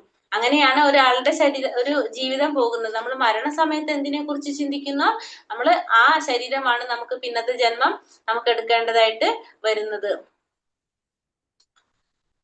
തസ്മാത് സർവേഷു കാലേഷു മാമനുസ്മര യുധ്യച മയ്യർപ്പിത മനോബുദ്ധിർ മാമേ വൈഷ്യസ്യ സംശയ. അതിനാൽ അർജുന, ശ്രീകൃഷ്ണ രൂപത്തിൽ നീ എന്നെ എപ്പോഴും ഓർമ്മിക്കുക. അതോടൊപ്പം തന്റെ നിയത കർമ്മമായ യുദ്ധം നിർവഹിക്കുകയും ചെയ്യുക. സ്വകർമ്മങ്ങളെല്ലാം എനിക്കായി അർപ്പിച്ചും മനോബുദ്ധികൾ എന്നിൽ ഉറപ്പിച്ചും ഇരുന്നാൽ നീ എന്നെ പ്രാപിക്കും, സംശയമില്ല. ഇവിടെ എന്താ പറഞ്ഞ? അതുകൊണ്ട്, അതിനാൽ അർജുന, തസ്മാത് എന്ന് പറഞ്ഞ, അതിനാൽ അർജുന, തസ്മാത് സർവേഷു കാലേഷു മാമനുസ്മര യുദ്ധിച്ച മയ്യർപ്പിത മനോബുദ്ധിർ മാമേ വൈഷ്യസ്യ സംശയ. അപ്പൊ നീ എന്നെ എപ്പോഴും ഓർക്കണം. എങ്ങനെയാണ് നീ എന്നെ, ഏത് രൂപത്തിലാണ് നീ എന്നെ സ്മരിക്കേണ്ടത്? ഭഗവാൻ തന്നെ പറയാണ്, അതിനാൽ അർജുന, നീ എന്നെ ശ്രീകൃഷ്ണ രൂപത്തിൽ എന്നെ സ്മരിക്കണം എന്നാ പറയുന്നത് എപ്പോഴെപ്പോഴും. അപ്പൊ ഭഗവാൻ ഏത് രൂപത്തിൽ സ്മരിക്കാനാണ് ഭഗവാൻ നമ്മളോട് ആവശ്യപ്പെടുന്നത്? ഭഗവാന് കൃഷ്ണന്റെ രൂപത്തിൽ എപ്പോഴും സ്മരിക്കാനാണ് പറയുന്നത്. ഒപ്പം തന്നെ നമ്മൾ എന്തും ചെയ്യണം? നിയത കർമ്മമായ യുദ്ധം നിർവഹിക്കുകയും ചെയ്യുക. നിന്റെ കർമ്മം അർജുനനോടാണ് പറയുന്നത്. അപ്പൊ അർജുനനോട് എന്താ പറയുന്നത്? നിന്റെ കർമ്മം എന്താണ്? യുദ്ധം ചെയ്യുക എന്നതാണ്. കാരണം നീ ക്ഷത്രിയനാണ്. ക്ഷത്രിയന്റെ കർമ്മം യുദ്ധം ചെയ്യുക എന്നുള്ളത് കൊണ്ട് തന്നെ നീ എന്ത് ചെയ്യണം? നീ യുദ്ധകർമ്മം നിർവഹിക്കുകയും ചെയ്യുക.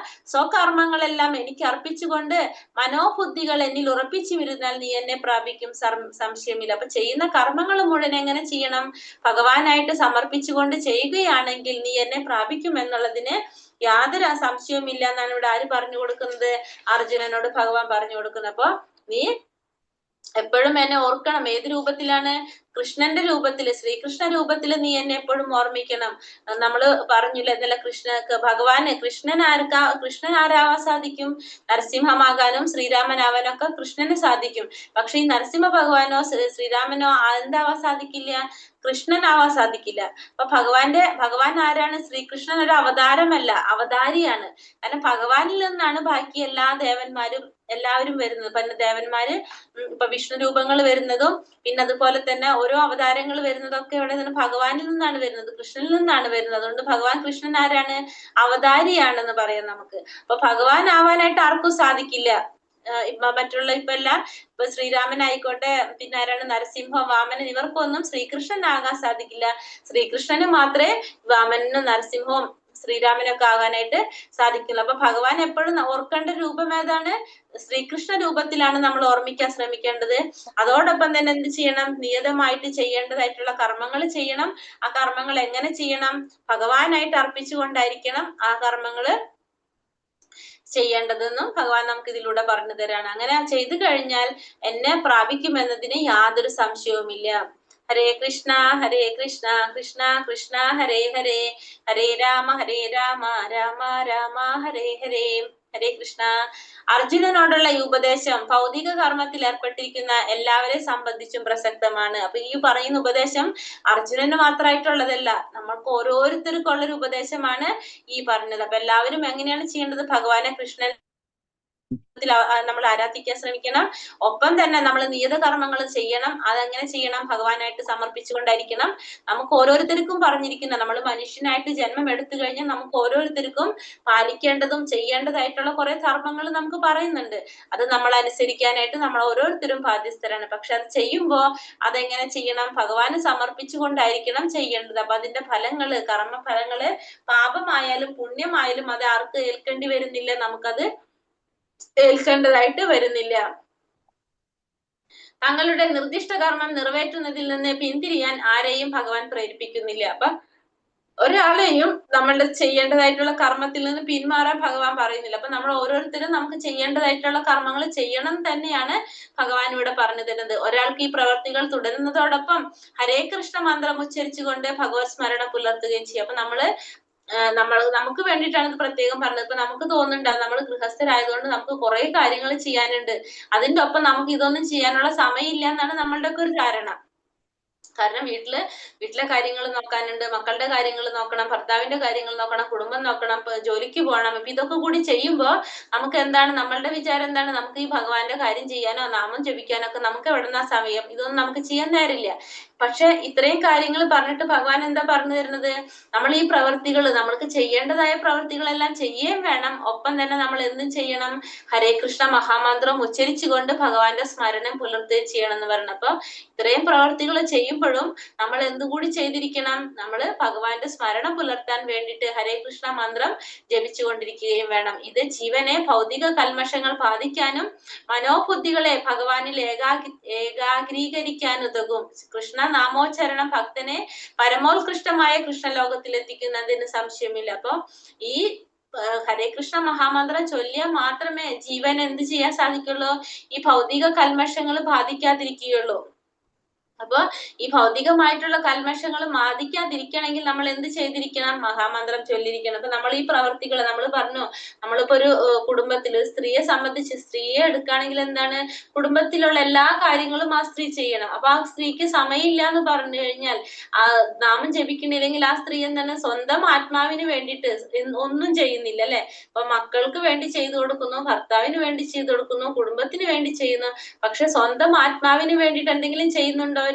ഇല്ല, ഒന്നും ചെയ്യുന്നില്ല. അപ്പൊ അതിനു വേണ്ടിയിട്ട് ആ ഭൗതിക കൽമഷങ്ങളായ ആത്മാവിനെ ബാധിക്കാതിരിക്കാൻ എന്ത് ചെയ്തേ പറ്റൂ? നമ്മള് നാമം ജപിച്ചേ പറ്റൂ. അത് മാത്രമാണ്. അല്ല നമ്മളെ കൂടെ ആരും ഉണ്ടാവില്ല. നമുക്കൊരു എന്താ പറയുക, നമ്മള് മരണപ്പെടുമ്പോ നമ്മൾ ഒറ്റയ്ക്കാണ് പോകുന്നത്. നമ്മളിവിടെ ഒറ്റയ്ക്ക് തന്നെയാണ്. നമുക്ക് ആര് മാത്രമേ തുണയുള്ളൂ? ഭഗവാൻ അല്ലാതെ വേറൊരാളും നമുക്കില്ല. ഇപ്പൊ നമ്മളുടെ ഭർത്താവ് ആയിക്കോട്ടെ, മക്കളായിക്കോട്ടെ, അച്ഛനായിക്കോട്ടെ, അമ്മയായിക്കോട്ടെ, ഒരാള് നമ്മളുടെ കൂടെ വരുന്നില്ല. നമുക്ക് ആര് മാത്രമേ ഉള്ളൂ? നമ്മളുടെ കൂടെ ഭഗവാൻ മാത്രമേ നമുക്കുള്ളൂ. അപ്പൊ അത് മനസ്സിലാക്കിയിട്ട് നമ്മൾ എന്ത് ചെയ്യണം? നമ്മുടെ ആത്മാവിനെ ശുദ്ധീകരിക്കാൻ വേണ്ടിയിട്ട് നമ്മൾ നാമം ജപിക്കണം. അത് എത്ര സമയമില്ലെങ്കിലും നമ്മൾ എന്തിനു ശ്രമിക്കുക? നാമം ജപിക്കാനായിട്ട് ശ്രമിക്കുക. അത് സ്ത്രീകളായാലും പുരുഷന്മാരായാലും എല്ലാവരും നമ്മൾ എന്ത് ചെയ്തിരിക്കണം? നാമം ജപിച്ചുകൊണ്ടിരിക്കണം. ബാക്കി നമ്മൾ ചെയ്യുന്ന പ്രവർത്തികളെല്ലാം നമ്മളെ ഈ ഭൗതിക ലോകത്തിൽ ജന്മം എടുത്തുകൊണ്ട് നമ്മളുടെ ഉത്തരവാദിത്തങ്ങൾ അല്ലെങ്കിൽ നമ്മളെ കടമകള്, നമ്മൾ ചെയ്യേണ്ടതായിട്ടുള്ള കർമ്മങ്ങൾ നിർവഹിക്കുന്നത് മാത്രമേ നമ്മൾ ചെയ്യുന്നുള്ളൂ. അത് നമ്മൾ ഭഗവാനെ സമർപ്പിച്ചുകൊണ്ട് നമ്മൾ ചെയ്യാം. പക്ഷെ ഒപ്പം തന്നെ നമ്മളെ ജീവാത്മാവിനെ, നമ്മളുടെ ആത്മാവിനെ പരിശുദ്ധീകരിക്കാൻ വേണ്ടിയിട്ട് നമ്മൾ എന്ത് ചെയ്തിരിക്കണം?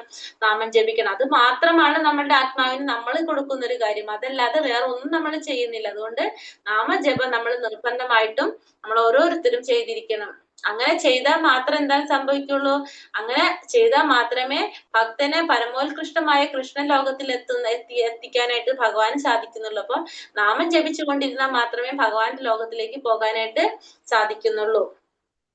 ഇനി അടുത്തല് ഞാൻ ഭഗവാൻ എന്താ പറഞ്ഞു തരുന്നത്?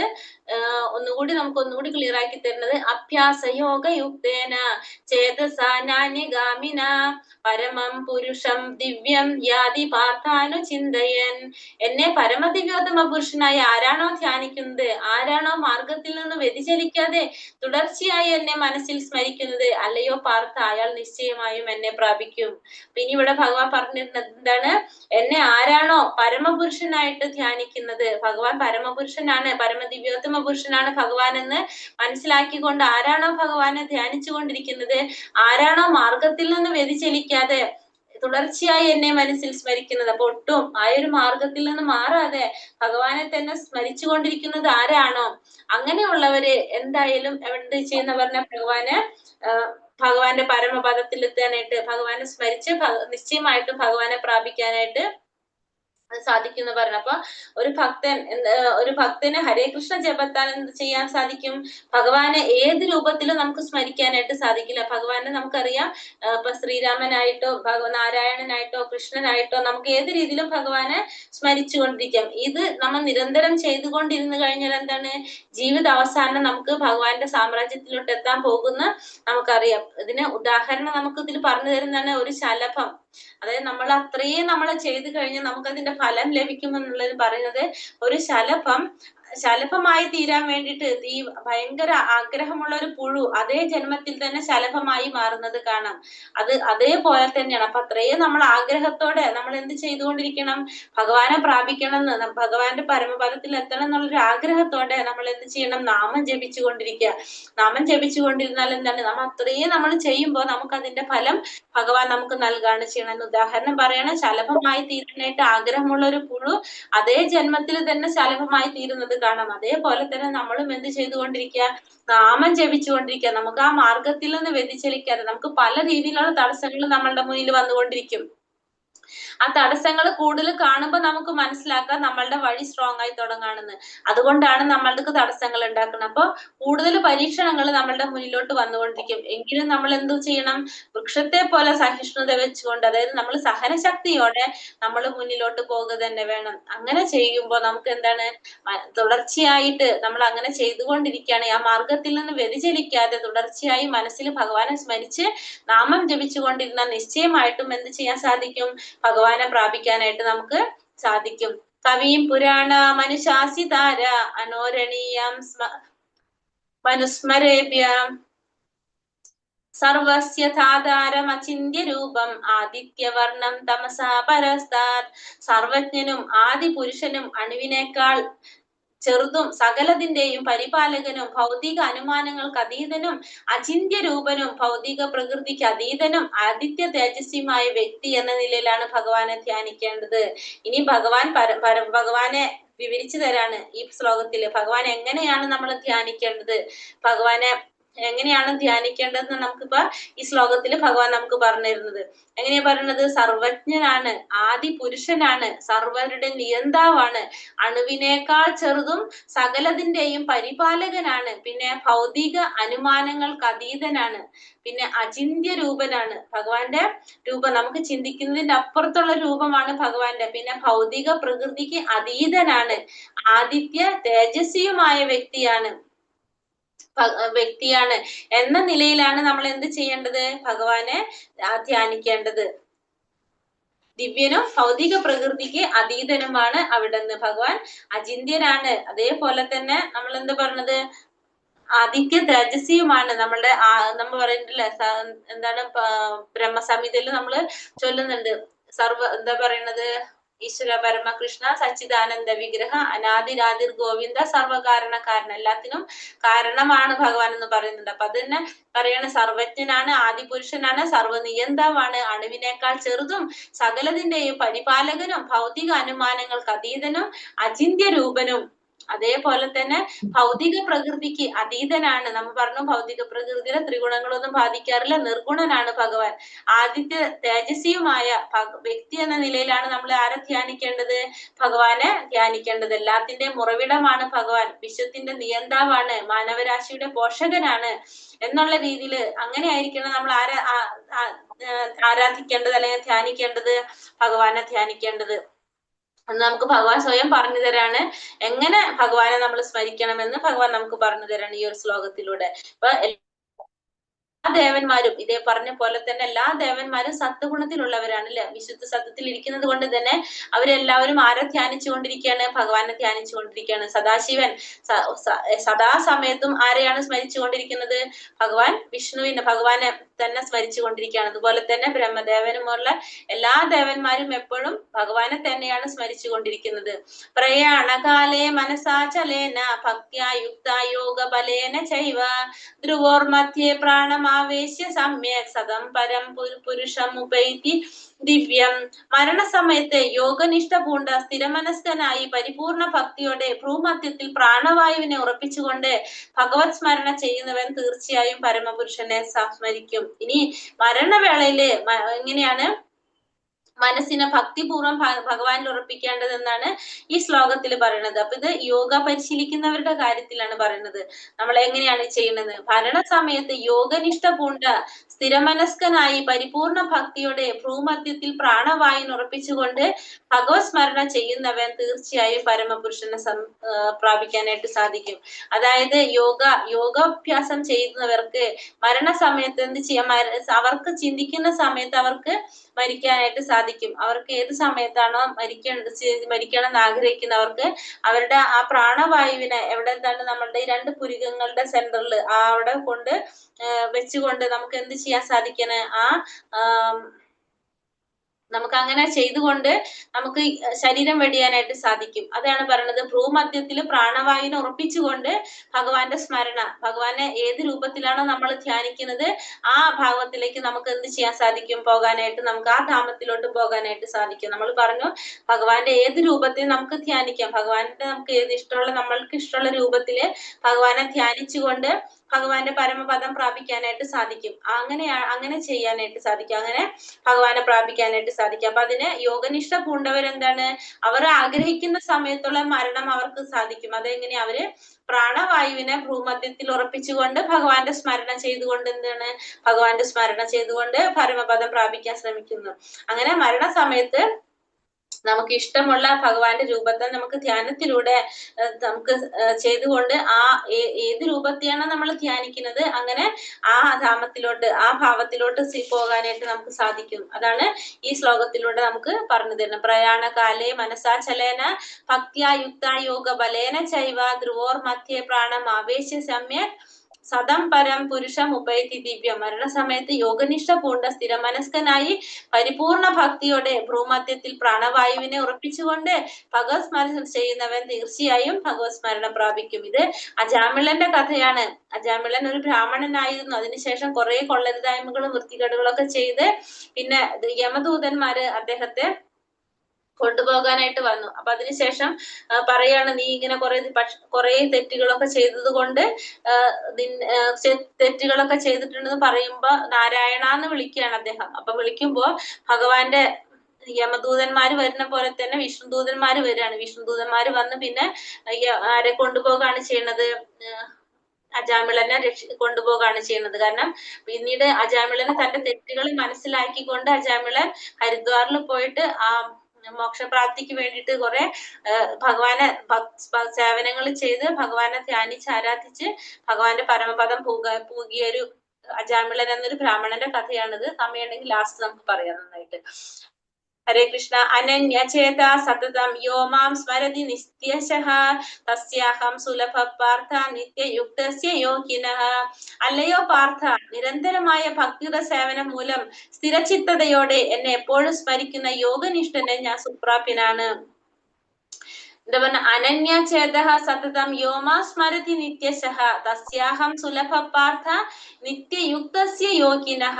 അല്ലയോ പാർത്ഥ, നിരന്തരമായ ഭക്തിയുടെ സേവനം മൂലം സ്ഥിരചിത്തതയോടെ എന്നെ എപ്പോഴും സ്മരിക്കുന്ന യോഗനിഷ്ഠനെ ഞാൻ സുപ്രാപ്യനാണ്. അപ്പൊ നിരന്തരം ഭക്തിയുടെ സേവനം ചെയ്യുന്നതിലൂടെ എന്നെ എപ്പോഴും ഓർക്കുന്ന യോഗനിഷ്ഠനായിട്ടുള്ള വ്യക്തിക്ക് ഞാൻ എപ്പോഴും എങ്ങനെയാണ് ഞാൻ സുപ്രാപ്യനാണെന്ന് പറയുന്നത്. അപ്പൊ ഭക്തിയുടെ സേവനത്തിൽ ഉറച്ചു നിന്നുകൊണ്ട് ഭഗവാനെ സേവിക്കുന്ന ശുദ്ധ ഭക്തന്മാരെ കുറിച്ചാണ് ഇവിടെ ആര് പറയുന്നത്, ഭഗവാൻ പറയുന്നത്. നമ്മൾ കഴിഞ്ഞ അധ്യായത്തിൽ പറഞ്ഞിട്ടുണ്ടായിരുന്നു അല്ലെ, 4 പേരെ കുറിച്ച് പറഞ്ഞിരുന്നു. ആരാണ്? ആർത്ത, ജിജ്ഞാസു, അർത്ഥാർത്ഥി, ജ്ഞാനി എന്ന് പറഞ്ഞിട്ടുണ്ടായിരുന്നു. അവര് അവരുടെ ഒരു കാര്യങ്ങൾ മുന്നിൽ വെച്ചുകൊണ്ടാണ് അവരെന്ത് ചെയ്യുന്നത്, അവര് ഭഗവാനെ ആരാധിച്ചു കൊണ്ടിരിക്കുന്നത്. പക്ഷെ അവർക്ക് പിന്നീട് ഈ പറഞ്ഞ പോലെ തന്നെ ചെറിയൊരു സത്സംഗം കിട്ടിക്കഴിഞ്ഞാൽ അവർക്ക് എന്തിലേക്ക് എത്താൻ സാധിക്കും, ശുദ്ധഭക്തനിലേക്ക് ഉയരാനായിട്ട് അവർക്ക് സാധിക്കും എന്ന് പറഞ്ഞു. അപ്പൊ ശുദ്ധഭക്തിയാണ് യഥാർത്ഥ നമ്മളെ ഭക്തി യോഗത്തിൽ പറഞ്ഞ ഒരു ഭക്തൻ ഭക്തിയുടെ സേവനമാണ് നമ്മൾ ചെയ്യേണ്ടത്. പക്ഷെ ഭക്തി യോഗത്തില് ഭക്തന് എന്താണ്, കൃഷ്ണന് മാത്രമേ താല്പര്യം ഉണ്ടാവുള്ളൂ. വേറെ ഒന്നിനെ കുറിച്ചും അവർക്ക് യാതൊരുവിധ താല്പര്യം ഉണ്ടാവില്ല. ഭഗവാനെ പ്രാപിക്കാന്നുള്ളതാണ് എപ്പോഴും ആലോചിച്ചുകൊണ്ടിരിക്കുന്നത്, ചിന്തിച്ചുകൊണ്ടിരിക്കുന്നത്. എങ്ങനെ ഭഗവാനെ പ്രാപിക്കാം, എങ്ങനെ ഭക്തിയുടെ സേവനം ചെയ്തുകൊണ്ട് നമ്മള് ഭഗവാനിലേക്ക് എത്താം എന്നുള്ളതായിരിക്കും ആരുടെ ചിന്ത, ശുദ്ധ ഭക്തിയുടെ സേവനം ചെയ്യുമ്പോൾ ആ ശുദ്ധ ഭക്തന്മാരുടെ ചിന്ത എപ്പോഴും അതായിരിക്കും. അങ്ങനെ നമ്മൾ എന്താ പറഞ്ഞ, അപ്പൊ അതുകൊണ്ട് പറയാണ്, നിരന്തരമായ ഭക്തിയുടെ സേവനം മൂലം സ്ഥിരചിത്തതയോടെ എന്നെ എപ്പോഴും സ്മരിക്കുന്ന യോഗനിഷ്ഠൻ എപ്പോഴും ഞാൻ എങ്ങനെയായിരിക്കും, സുപ്രാപ്യനായിരിക്കും എന്ന് പറയുന്നത്. അപ്പൊ എപ്പോഴും ഭഗവാനെ പ്രാപിക്കാനായിട്ട് അവർക്ക് എപ്പോഴും സാധിക്കും. എങ്ങനെ, സ്ഥിരചിത്തതയോടെ എപ്പോഴും ഭഗവാനെ സ്മരിക്കുന്ന യോഗനിഷ്ഠന്. അപ്പൊ യോഗി ആരാണെന്ന് ഭഗവാൻ ഓൾറെഡി പറഞ്ഞു തന്നിട്ടുണ്ട്. ഏത് സമയത്തും ഭഗവാനെ കുറിച്ച് ചിന്തിച്ചിരിക്കുന്ന വ്യക്തികളാണ്. അപ്പൊ അങ്ങനെയുള്ളവർക്ക് ഭഗവാൻ എപ്പോഴും സുപ്രാപ്യനാണ്. അപ്പൊ ഭക്തി പല രീതിയിലും നമുക്ക് ഭഗവാന്റെ ഭക്തനായിട്ട് ഭഗവാനെ സേവിക്കാൻ സാധിക്കും. ഒന്ന് ശാന്തഭാവത്തില്, പിന്നെ ഏതാണ്, ശാന്തം, ദാസ്യം, സാഖ്യം, വാത്സല്യം, മാധുര്യം. ഇപ്പൊ ശാന്തഭാവത്തിൽ എങ്ങനെയാണ്, നിഷ്പക്ഷ ഭാവേന ഭക്തിപരമായിട്ട് സേവനം ചെയ്യുക, അതാണ് ശാന്തഭാവത്തിൽ ചെയ്യുക. ദാസ്യഭാവം എന്ന് വെച്ചിട്ടുണ്ടെങ്കിൽ ദാസനെ പോലെ ഭഗവാനെ സേവിക്കാനായിട്ട് സാധിക്കും. സാഖ്യഭാവത്തിൽ എന്ന് വെച്ചിട്ടുണ്ടെങ്കിൽ ഒരു സുഹൃത്തിനെ പോലെ ഭഗവാനെ സേവിക്കാനായിട്ട് സാധിക്കും. വാത്സല്യ ഭാവത്തിൽ എങ്ങനെയാണ്, ഒരു മാതാപിതാക്കളെ പോലെ ഒരു മകനായി കണ്ടുകൊണ്ട് ഭഗവാനെ സേവിക്കാനായിട്ട് സാധിക്കും. മാധുര്യ ഭക്തൻ എന്ന് വെച്ചിട്ടുണ്ടെങ്കിൽ ഭഗവാനെ സ്വയം പ്രേമഭാചനത്തോടെ, ഭഗവാൻ സ്വയം എന്താ പറയുക, പ്രേമത്തോടെ ഭഗവാനെ ആരാധിക്കാനായിട്ട് ശ്രമിക്കും. ഇങ്ങനെ 5 തരത്തിൽ നമുക്ക് എന്ത് ചിന്തിക്കാനായിട്ട് സാധിക്കും, ഭക്തിപൂർവം ഭഗവത് സേവനം നമുക്ക് ചെയ്യാനായിട്ട് സാധിക്കും. അങ്ങനെ ഏതെങ്കിലും വിധത്തിൽ നമുക്ക് ഭഗവാനെ നിരന്തരം ഭഗവത് സേവനത്തിൽ ഓർക്കാൻ ചെയ്യാൻ സാധിക്കണം.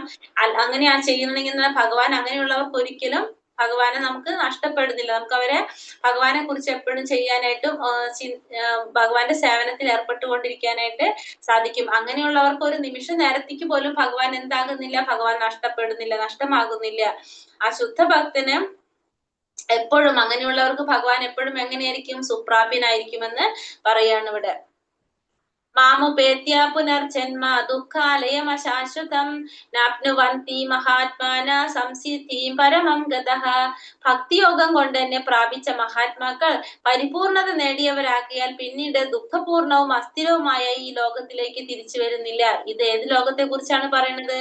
ദുഃഖപൂർണവും അസ്ഥിരവുമായ ലോകം എന്ന് പറയുന്നത് ഏത് ലോകമാണ്? ഭൗതിക ലോകം. നമ്മൾ ഈ ജീവിക്കുന്ന ഈ ഭൗതിക ലോകത്തെ കുറിച്ചാണ് ഭഗവാൻ ഇവിടെ പറഞ്ഞു തരുന്നത്. എന്താണ്? ഭക്തിയോഗം കൊണ്ട് എന്നെ പ്രാപിച്ച മഹാത്മാക്കള്, ഭക്തിയോഗം കൊണ്ട് ഭഗവാനെ പ്രാപിച്ചിട്ടുള്ള ഈ മഹാത്മാക്കള് പിന്നെ എവിടേക്ക് തിരിച്ചു വരേണ്ടത് വരുന്നില്ല?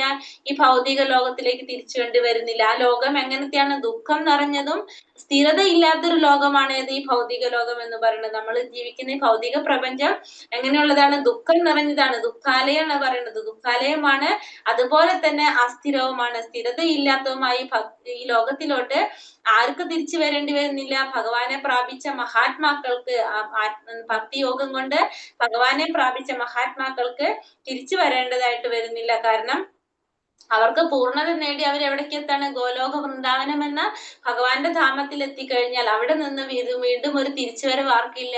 ഇങ്ങനെയുള്ള ഭക്തന്മാർക്ക് വരുന്നില്ല, മഹാത്മാക്കൾക്ക് വരുന്നില്ല. അല്ലാത്തവർ ആണ് എവിടേക്ക് വരുന്നത്? ഈ ദുഃഖാലയത്തില്, ദുഃഖവും അസ്ഥിരവുമായി ഈ ലോകത്തിലേക്ക് വരേണ്ടി വരുന്നത് എന്നിവിടെ ഭഗവാൻ പറഞ്ഞു തരാണ്. അപ്പൊ ഭഗവാന്റെ ഭക്തിയോഗം കൊണ്ട് ഭഗവാനെ പ്രാപിച്ച മഹാത്മാക്കൾക്ക് ഒരിക്കലും ഈ ദുഃഖം നിറഞ്ഞ ഈ ഭൗതിക ലോകത്തിലേക്ക്, സ്ഥിരതയില്ലാത്ത അസ്ഥിരമായിട്ടുള്ള ഈ ഭൗതിക ലോകത്തിലേക്ക് തിരിച്ചു വരേണ്ടതായിട്ട് വരുന്നില്ല എന്ന് ഇതിലൂടെ ഭഗവാൻ നമുക്ക് പറയാം. അപ്പൊ ഈ ഭൗതിക ലോകത്തിന്റെ പ്രത്യേകത എന്താണ്? ഈ ഭൗതിക ലോകം ദുഃഖപൂർണവും അസ്ഥിരവുമാണെന്ന് ഭഗവാൻ പറഞ്ഞു തരാണ് നമുക്ക്.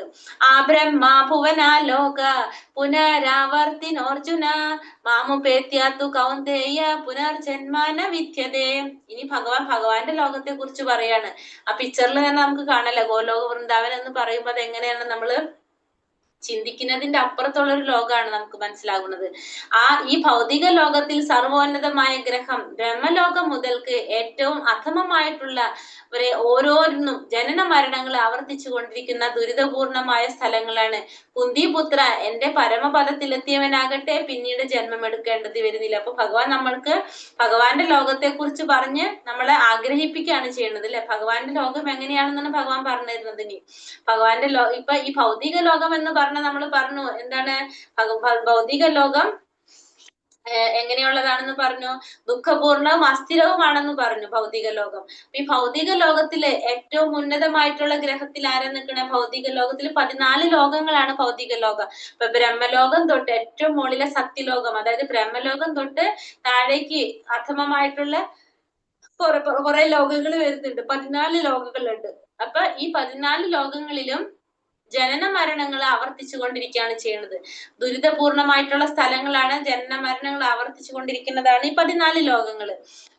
പിന്നെന്താ പറഞ്ഞ? കുന്തിപുത്ര, എന്റെ പരമപദത്തിലെത്തിയവരാകട്ടെ, പക്ഷെ എന്റെ ധാമത്തിൽ എത്തിക്കഴിഞ്ഞ എന്താണ്? അവർക്ക് പിന്നെ വീണ്ടും ജന്മം എടുക്കേണ്ടതായിട്ട് വരുന്നില്ല. കാരണം അവിടെ ചെന്ന് കഴിഞ്ഞാൽ വീണ്ടും എന്തില്ല? ജന്മ മൃത്യു ജരാവ്യാധികളൊന്നും സംഭവിക്കുന്നില്ല എന്ന് ഭഗവാൻ അർജുനനോട് പറഞ്ഞു കൊടുക്കുകയാണ്, ആഗ്രഹിപ്പിക്കുകയാണ് ആ ഭഗവാന്റെ ലോകത്തെ കുറിച്ച് പറഞ്ഞുകൊണ്ട്. പിന്നെ എന്താ പറയണത്? അതിന് തന്നെ വീണ്ടും പറയാണ്, അവ്യക്തോക്ഷര ഇത്യുക്ത തസ്മാഹു പരമാം ഗതിം യം പ്രാപ്യാന നിവർത്തന്തേ തഥാ മാ പരമം മമ. വേദാന്തികൾ അവ്യക്തമെന്നും അക്ഷയമെന്നും വിശേഷിപ്പിക്കുന്നതും പരമമായ പ്രാപ്യസ്ഥാനം എന്നറിയപ്പെടുന്നതും ഒരിക്കൽ എത്തിച്ചേർന്നാൽ പിന്നെ മടങ്ങി വരേണ്ടതില്ലാത്തതുമാണ് എന്റെ ലോകം. എന്റെ ധാമം എങ്ങനത്തെയാന്നാ പറയുന്നത്? വേദാന്തികൾ അവ്യക്തമെന്നും അക്ഷയമെന്നും വിശേഷിപ്പിക്കുന്നതും പരമമായ പ്രാപ്യസ്ഥാനം എന്നറിയപ്പെടുന്നതും ഒരിക്കൽ എത്തിച്ചേർന്നാൽ പിന്നെ മടങ്ങി വരേണ്ടതില്ലാത്തതുമാണ് എന്റെ പരമമായ ധാമം. ഭഗവാന്റെ ധാമം എങ്ങനത്തെയാണ്? വേദാന്തികൾ അതിനെന്താ പറയുന്നത്? അവ്യക്തമാണ്, അക്ഷയം എന്നാണ് വിശേഷിപ്പിക്കുന്നത്. പിന്നെ ഒരിക്കൽ എത്തിച്ചേർന്നാല് തിരിച്ചു വരേണ്ടതില്ലാത്തതാണ് ആരുടെ ധാമം? ഭഗവാന്റെ ധാമം ഇതില് സംഹിതയിൽ പറയണെന്നാണ് ചിന്താമണി ധാമം എന്നാ പറയണത്. സർവ്വ അഭിലാഷങ്ങളും നിറവേറ്റാൻ സാധിക്കുന്ന ചിന്താമണി ധാമമാണ് ആരുടെ ധാമം? ഭഗവാന്റെ ധാമം എന്ന് പറഞ്ഞപ്പോ നമുക്ക് അവിടെ ചെന്ന് കഴിഞ്ഞാൽ നമുക്ക് ഓരോരുത്തർക്കും നമുക്ക് ഇഷ്ടമുള്ള സാധനങ്ങൾ നൽകുന്ന കൽപ്പവൃക്ഷങ്ങൾ, നമ്മളുടെ ആഗ്രഹത്തിനനുസരിച്ച് നമുക്ക് എന്താണോ ഭക്ഷ്യ സാധനങ്ങൾ വേണ്ടത് അതിനനുസരിച്ച് അത് കിട്ടുന്ന കൽപ്പവൃക്ഷങ്ങൾ ഉണ്ട് അവിടെ. പിന്നെ ഒരിക്കലും പാല് വരട്ടാത്ത സുരഭി പശുക്കൾ ഉണ്ട് അവിടെ. പിന്നെന്താണ്, അനേകായിരം ലക്ഷ്മി ദേവിമാരുടെ പരിചരണം ഏറ്റുകൊണ്ടാണ് ആര് വാഴുന്നത് അവിടെ? ഭഗവാൻ ശ്രീകൃഷ്ണൻ വാഴുന്നത്. അപ്പൊ ഈ ചിന്താമണി ധാമത്തില്, ഭഗവാന്റെ ധാമത്തില് നമുക്ക് എന്താണ് പറഞ്ഞത്? അവിടെ ഭക്ഷ്യസാധനങ്ങൾ, കൽപ്പവൃക്ഷങ്ങളുണ്ട്. നമുക്ക് ആഗ്രഹത്തിനനുസരിച്ച് നമുക്ക് എന്താണോ ഇഷ്ടം അതിനനുസരിച്ച് നൽകാൻ കഴിയുന്ന കൽപ്പവൃക്ഷങ്ങളുണ്ട്. ഒരിക്കലും പാല് പറ്റാത്ത സുരഭി പശുക്കളുണ്ട്. പിന്നെ അതുപോലെ തന്നെ എന്താണ്, അങ്ങനെ കുറെ കാര്യങ്ങൾ പറയാം. അത് മുഴുവനും ബ്രഹ്മസംഹിതയിൽ വിവരിക്കുന്നുണ്ട് ഭഗവാന്റെ ലോകത്തെ കുറിച്ച്. അതാണ് ഭഗവാന്റെ ലോകം എന്ന് പറഞ്ഞത്. അപ്പൊ ഒരിക്കൽ ചെന്ന് കഴിഞ്ഞാൽ മടങ്ങി വരേണ്ടതില്ലാത്തതാണ് ആരുടെ ധാമം? ഭഗവാന്റെ ധാമം. ആ ധാമത്തിലോട്ട് ചെല്ലാനാണ് ഭഗവാൻ എല്ലാവരോടും എന്ത് പറയുന്നത്? നാമം ജപിച്ച് പരിശുദ്ധരായി തിരിച്ച് ഭഗവാന്റെ ധാമത്തിലോട്ട് ചെല്ലണം എന്നാണ് ഭഗവാൻ പറയണത്. അവിടെ ചെന്ന് കഴിഞ്ഞാൽ പിന്നെ മടങ്ങി വരേണ്ടതില്ലാത്തതുമാണ് എന്റെ ധാമം എന്നും കൂടി ഭഗവാൻ നമുക്ക് എടുത്ത് പറഞ്ഞു തരാണ്. വേദേഷു യത്യേഷു തപസ്സു ചൈവ ദാനേഷു യത് പുണ്യഫലം പ്രതിഷ്ഠം അത്യേതി തത് സർവമിദം വിധിത്വ യോഗി പരം സ്ഥാനമുപൈതി ചാദ്യം. ഭക്തിമാർഗം സ്വീകരിച്ചത് കൊണ്ട് വേദപഠനം, യജ്ഞാചരണം, ദാനം, കാമ്യകർമ്മങ്ങൾ എന്നിവയിൽ നേടാവുന്ന പുണ്യങ്ങളൊന്നും മനുഷ്യന് നഷ്ടപ്പെടുന്നില്ല. ഭക്തസേവനം കൊണ്ട് തന്നെ മേൽ പറഞ്ഞ പുണ്യഫലങ്ങളെല്ലാം ഭക്തന് ലഭിക്കുന്നു. കൂടാതെ അവസാനമായ സനാതനമായ പരമധാമത്തിലെത്തുകയും ചെയ്യുന്നു. അപ്പൊ ഈ ശ്ലോകത്തിൽ എന്താ പറഞ്ഞിരുന്നത്? ഭക്തിമാർഗം സ്വീകരിച്ചത് കൊണ്ട് വേദപഠനം, യജ്ഞാചരണം, ദാനം, കാമ്യകർമ്മങ്ങൾ എന്നിവയിൽ നേടാവുന്ന പുണ്യഫലങ്ങളൊന്നും ആർക്ക് നഷ്ടമാകുന്നില്ല? മനുഷ്യന് നഷ്ടമാകുന്നില്ല. ഭഗവത് സേവനം കൊണ്ട് തന്നെ ഈ കാര്യങ്ങളെല്ലാം ആർക്ക് കിട്ടാണ്? ഈ കാര്യങ്ങളെല്ലാം അയാൾക്ക് ലഭിക്കുകയാണ് ചെയ്യുന്നത്. അപ്പൊ ഭഗവാന്റെ സേവനം ചെയ്തുകൊണ്ടിരുന്നാൽ തന്നെ നമുക്കിപ്പോ വേദപഠനം നടത്തിയാലും, യജ്ഞങ്ങൾ ആചരിക്കുന്നതും, ദാനം കൊടുക്കുന്നതും, പിന്നെ കാമ്യകർമ്മങ്ങൾ ചെയ്യുന്നതും, പുണ്യം നേടാൻ വേണ്ടി കർമ്മങ്ങൾ, നമ്മൾ പുണ്യഫലങ്ങൾ അനുഭവിക്കാൻ വേണ്ടിയിട്ട് കർമ്മങ്ങൾ ചെയ്യുന്നതും, ഇതൊക്കെ നമ്മൾ ചെയ്യുന്നതിന്റെ ഫലം നമുക്ക് എന്ത് മാത്രം ചെയ്താൽ കിട്ടും? ഭഗവാന്റെ സേവനം ചെയ്താൽ മാത്രം കിട്ടും. അപ്പൊ നമ്മൾ ഇതൊന്നും ചെയ്യേണ്ട ആവശ്യമില്ല. ഇപ്പൊ വേദപഠനത്തിന്റെ ലക്ഷ്യം എന്താണ്? ഭഗവാൻ അറിയാന്നുള്ളതാണല്ലോ വേദപഠനത്തിലൂടെ ഉദ്ദേശിക്കുന്നത്. ഭഗവാനെ കുറിച്ച് അറിയാനായിട്ട്. യജ്ഞങ്ങൾ നടത്തുന്നത് എന്തിനാണ്? നമ്മൾക്ക് ദേവന്മാരെ സന്തോഷിപ്പിക്കുക. നമ്മളെ സംബന്ധിച്ച് പറഞ്ഞെങ്കിൽ നമുക്ക് ഓരോ ധർമ്മത്തിലും ഓരോ കാലത്തും ഓരോ ധർമ്മം പറഞ്ഞിട്ടുണ്ട്. ആ യജ്ഞങ്ങൾ നമ്മൾ ചെയ്യേണ്ടതാണ്. അങ്ങനെ ഇതൊക്കെ നമ്മൾ ചെയ്യുന്നത് എന്തിനാണ്? നമുക്ക് നല്ല ഫലങ്ങൾ നമുക്ക് കിട്ടാൻ വേണ്ടിയിട്ട്. ദാനങ്ങൾ കൊടുക്കുന്നത്, നമ്മൾ ദാനം ചെയ്യുന്നത് എന്തിനാണ്? കാമ്യകർമ്മങ്ങൾ ചെയ്യുന്നത്. ഇതുകൊണ്ട് നമുക്ക് പുണ്യങ്ങൾ അനുഭവിക്കാൻ വേണ്ടിയിട്ടാണ് നമ്മൾ ഇതൊക്കെ ചെയ്യുന്നത്. പക്ഷെ ഈ എല്ലാ ഫലങ്ങളും നമുക്ക് ഈ എന്ത് കാരണം ഒരേ ഒരു കാര്യം ചെയ്താൽ കിട്ടുന്നിട്ടാണ്? ഭഗവാന്റെ സേവനം മാത്രം ചെയ്തു കഴിഞ്ഞാൽ ഈ പറഞ്ഞ എല്ലാത്തിന്റെ ഫലവും നമുക്ക് എന്ത് ലഭിക്കാണ്? ഭഗവത് സേവനം ചെയ്യുന്നത് കൊണ്ട് മാത്രം നമുക്ക് ലഭിക്കാണ്. അപ്പൊ അവസാനം അയാൾക്ക് എന്ത് ചെയ്യാൻ സാധിക്കും?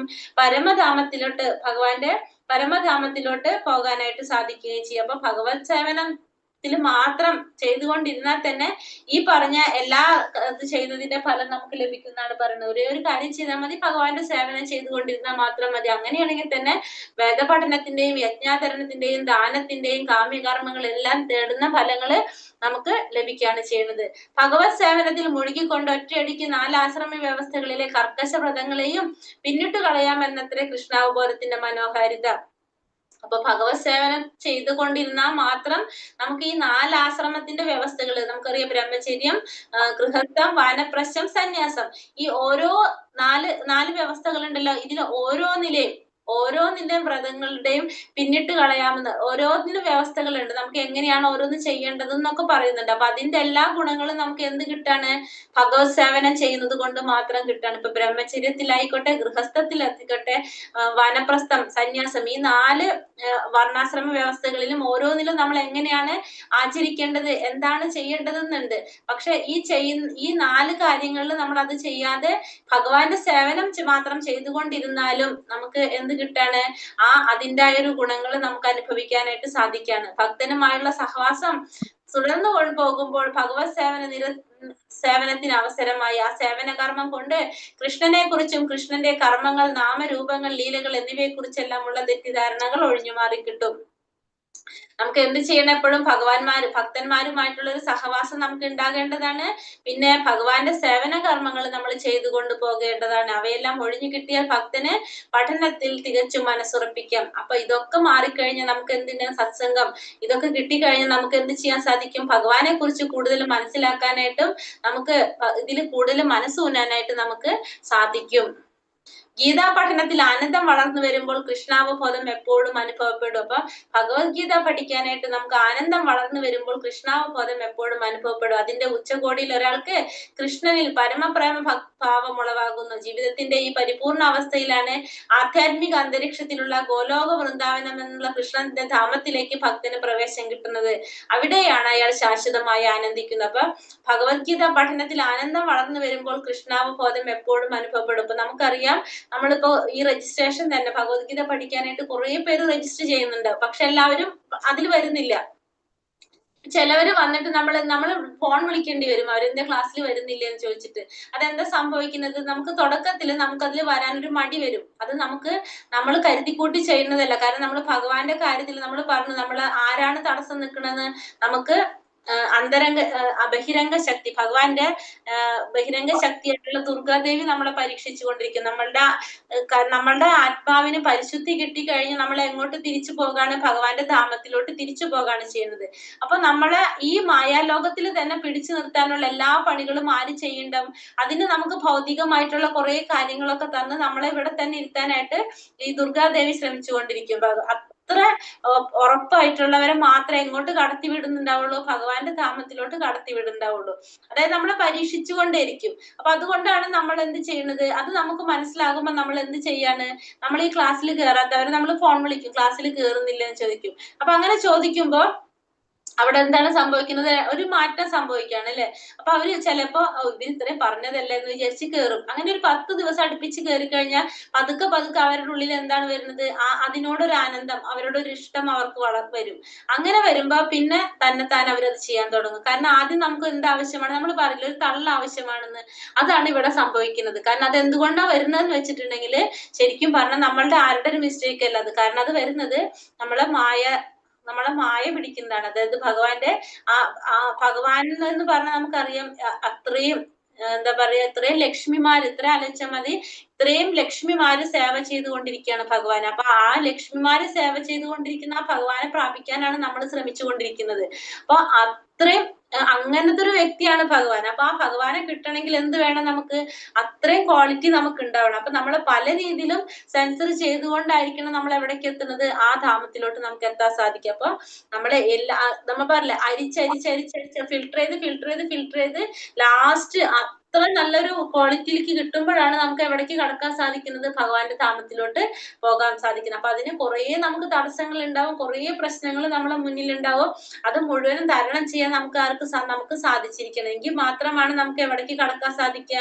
ഭഗവാന്റെ ആ ഗോലോക വൃന്ദാവൻ എന്ന ഭഗവാന്റെ കൃഷ്ണന്റെ ധാമത്തിലോട്ട് നമുക്ക് കടക്കാനായിട്ട് സാധിക്കുന്നത്.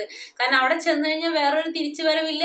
ഭഗവാന്റെ രൂപത്തിൽ നമ്മൾ അവിടെ നിൽക്കണം. അപ്പൊ അതിന് നമുക്ക് എന്ത് വേണം? അതിനുള്ളൊരു ക്വാളിറ്റി നമുക്ക് വേണം. ഇനി ഗോപീചന്ദനത്തെ കുറിച്ച് പറയാണ്. ഗോപീചന്ദനം എന്ന് പറഞ്ഞാല് ദ്വാരകയിലെ അല്ലെങ്കിൽ വൃന്ദാവനത്തിലെ മണ്ണാണ് എന്ത്? ഗോപീചന്ദനം എന്ന് പറയുന്നത്. അപ്പൊ ഗോപീചന്ദനം എന്ന് പറയുന്നത് വൃന്ദാവനത്തിലെ ദ്വാരകയിലെ ഒരു മണ്ണാണ്. ഈ ഗോപീചന്ദനം ധരിച്ചു കഴിഞ്ഞാല് ഭൂതപ്രേത പിശാചുക്കൾ നമ്മളെ സമീപിക്കില്ല എന്ന് പറയുന്നത്. അപ്പൊ ഈ ഗോപീചന്ദനം എന്ന് പറഞ്ഞപ്പോ നമ്മൾ കണ്ടിട്ടുണ്ടാവും, ഈ നെറ്റിയിൽ തൊടുന്ന ഈ ഒരു കുറി തൊടുന്നത് ഇങ്ങനെ, അത് ഭഗവാന്റെ പാദത്തെയും ഭഗവാന്റെ പാദമാണ് യു ഷേപ്പിൽ നമ്മൾ വരയ്ക്കുന്നത്. അതിന്റെ അടിയിൽ കൊടുക്കുന്ന ഇത് ലീഫ്, അത് തുളസിയാണത്. തുളസിയുടെ ലീഫാണ് വരയ്ക്കുന്നത്. പാദത്തിന്റെ അടിയിൽ നമ്മൾ തുളസി ദേവിയാണ് നമ്മളവിടെ വരയ്ക്കുന്നത്. ഈ ഗോപീചന്ദനം ധരിച്ചു കഴിഞ്ഞാൽ എന്താണ്? ഭൂതപ്രേത പിശാചുകളൊന്നും നമ്മളെ സമീപിക്കുന്നുണ്ടാവില്ല. പിന്നെ ഈ ഗോപീചന്ദനത്തിന്റെ മഹാത്മ്യം കേൾക്കുന്നയാൾ എല്ലാ കർമ്മബന്ധനങ്ങളിൽ നിന്ന് മുക്തനാകാനായിട്ട് സാധിക്കും. ഗോപീചന്ദനം ധരിക്കുന്ന ആൾക്ക് ഗംഗാ നദിയിൽ സ്നാനം ചെയ്യുന്നതിന്റെ ഫലം ലഭിക്കും. അത്രയും പവിത്രമാണ് എന്ത്? ഗോപീചന്ദനം. കാരണം അത് ദ്വാരകയിലെ മണ്ണാണ്. ദ്വാരക എന്ന് വെച്ചാൽ നമുക്കറിയാം ഭഗവാന്റെ സ്ഥലം സ്ഥലമാണ് അല്ലെ. അപ്പൊ അവിടുത്തെ മണ്ണായത് കൊണ്ട് തന്നെ ഇതിന് അത്രയും പവിത്രതയുള്ളതാണ് ഇത് ഈ ഗോപീചന്ദനത്തിന്. 1000 അശ്വമേധ യജ്ഞങ്ങൾ ചെയ്തതിന്റെ ഫലം ലഭിക്കുകയാണ് ഗോപീചന്ദനം ധരിക്കുന്നത്. പിന്നെ ഗോപീചന്ദനം ധരിക്കുന്ന ആളിന്റെ അടുത്തേക്ക് യമരാജൻ വരില്ല. അദ്ദേഹം ഭഗവാന്റെ ധാമത്തിലോട്ട് തിരിച്ചു പോകും. നമ്മള് 12 സ്ഥാനങ്ങളിൽ ഭഗവാന്റെ ഗോപീചന്ദനം നമ്മൾ ധരിക്കും. ഒന്ന് നമ്മള് തിരുനെറ്റിയിൽ ധരിക്കുന്നുണ്ട്, പിന്നെ എന്താ പറയാ കൈയിന്റെ 2 ഷോൾഡറിൽ ഇവിടെ ഇങ്ങനെയായിട്ട് 12 സ്ഥാനങ്ങളിൽ നമ്മൾ ഗോപീചന്ദനം ധരിക്കുന്നുണ്ട്. അതെന്തിനാ? അപ്പൊ എന്തുകൊണ്ട് അതിന്റെ ഉദ്ദേശം? നമുക്ക് ഈ ഭൂതപ്രേത പിശാചികളൊന്നും നമ്മളെ സമീപിക്കുന്നില്ല. പിന്നെ അതുപോലെ തന്നെ നമുക്ക് ഗംഗാ നദിയിൽ സ്നാനം ചെയ്യുന്നതിന്റെ ഫലം ലഭിക്കാണ്. അശ്വമേധ യജ്ഞം 1000 അശ്വമേധ യജ്ഞം ചെയ്തതിന്റെ ഫലം ലഭിക്കാണ്. ഈ ഗോപീചന്ദനം ധരിക്കുന്ന ആളിന്റെ അടുത്തേക്ക് ആര് വരില്ല എന്ന് പറയുന്നത്? യമരാജൻ പോലും വരില്ല എന്ന് പറയുന്നത്. അദ്ദേഹം ഭഗവത് ധാമത്തിലേക്ക് തിരിച്ചു പോകാനായിട്ട് സാധിക്കും. ആർക്ക്? ഗോപീചന്ദനം ധരിച്ചു കഴിഞ്ഞാൽ. ഗർഗ സംഹിതയിൽ പറയുന്നതാണിത്. ഹരേ കൃഷ്ണ കൃഷ്ണ കൃഷ്ണ ഹരേ ഹരേ, ഹരേ രാമ രാമ രാമ ഹരേ ഹരേ. ഹരേ കൃഷ്ണ. എല്ലാവർക്കും പ്രണാമം.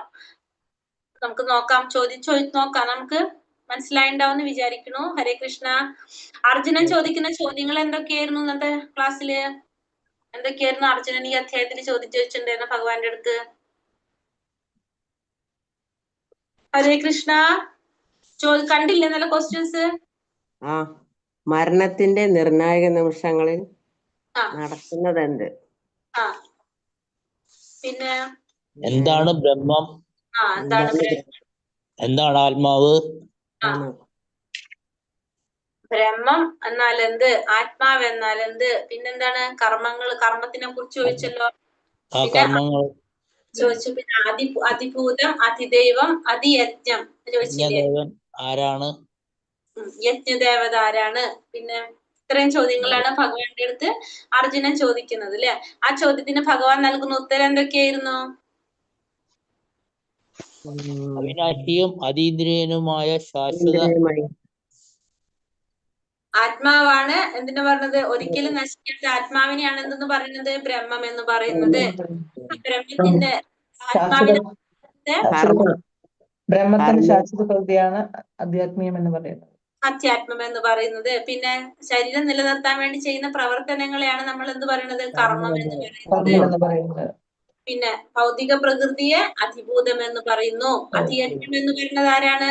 ഭഗവാൻ. ഈ വിശ്വപ്രപഞ്ചം മുഴുവൻ നിറഞ്ഞു നിൽക്കുന്ന ഈ ദേവന്മാരും എല്ലാവരും ഉൾക്കൊള്ളുന്ന ആ ഭഗവാന്റെ വിരാട് രൂപത്തിന്, വിശ്വരൂപത്തിനെയാണ് നമ്മൾ എന്ത് പറയുന്നത്? അതിദൈവം എന്ന് പറയുന്നത്. അതിയജ്ഞം എന്ന് പറയുന്നത് ആരെ തന്നെയാണ്? ഭഗവാനെ തന്നെയാണ്. സകല ശരീരങ്ങളും ഹൃദയത്തിലും പരമാത്മാവിന് ഭഗവാനെയാണ് അതിയജ്ഞം എന്ന് പറയുന്നത്. പിന്നെ മരണസമയത്ത്, പിന്നെ ഒരു ചോദ്യം എന്തായിരുന്നു? മരണസമയത്ത് ഭഗവാനെ സ്മരിക്കുന്നതിൽ അതും കൂടി ചോദിച്ചിട്ടുണ്ടെങ്കിലേ. അപ്പൊ എന്താണ്? തീർച്ചയായിട്ടും എവിടേക്ക് സാധിക്കും? ഭഗവാന്റെ പരമപദം പ്രാപിക്കാനായിട്ട് സാധിക്കും എന്നാണ് പറഞ്ഞത്. പിന്നത്തെ ചോദ്യം എന്തായിരുന്നു? ശ്ലോകം 8:8 എന്താണ് ഭഗവാൻ പറയുന്നത്? പരമപുരുഷ എന്നെ ആരാണോ പരമപുരുഷനായി ധ്യാനിക്കുന്നത് ആ വ്യക്തിക്ക് അങ്ങനെയുള്ളവർക്ക് നിശ്ചയമായും ഭഗവാന്റെ ലോകത്തേക്ക് പോകാൻ സാധിക്കും എന്ന് പറഞ്ഞു. അപ്പൊ പരമപുരുഷനായിട്ട് ഭഗവാൻ ആരാധിക്കണം എന്ന് ഭഗവാൻ പറഞ്ഞു തന്നു. പരമപുരുഷനെ എങ്ങനെ ധ്യാനിക്കണമെന്നാണ് ഭഗവാൻ പറഞ്ഞത്? അടുത്ത ശ്ലോകത്തിൽ ഭഗവാൻ ഈ പരമപുരുഷൻ എങ്ങനെയാണ് ധ്യാനിക്കേണ്ടതെന്ന് പറഞ്ഞു അല്ലെ. സർവജ്ഞനും ആദി പുരുഷനും പ്രകൃതിക്ക് അതീതൻ, അണുവിനേക്കാൾ ചെറുതും സകലതിന്റെ പരിപാലകനും പിന്നെ അചിന്തനും ഭൗതിക പ്രകൃതിക്ക് അതീതനുമായിട്ടുള്ള രീതിയിലാണ് നമ്മൾ ആരെ ധ്യാനിക്കേണ്ടത്? ഭഗവാനെ ധ്യാനിക്കേണ്ടതെന്ന് പറഞ്ഞു തന്നു. പിന്നെ ഭൗതിക ലോകം എങ്ങനെയുള്ളതാണെന്നാണ് ഭഗവാൻ പറഞ്ഞത്? കൊണ്ട് എന്നെ ഭക്തിയോഗം കൊണ്ട് ഭഗവാനെ പ്രാപിച്ച മഹാത്മാക്കൾക്ക് ഭൗതിക ലോകം എങ്ങനെയാണ്? ഭൗതിക ലോകം എങ്ങനെയാണെന്നാ പറഞ്ഞ? ദുഃഖം നിറഞ്ഞതാണെന്നല്ലേ പറഞ്ഞത്? ഈ ഭൗതിക ലോകം എങ്ങനെയുള്ളത്?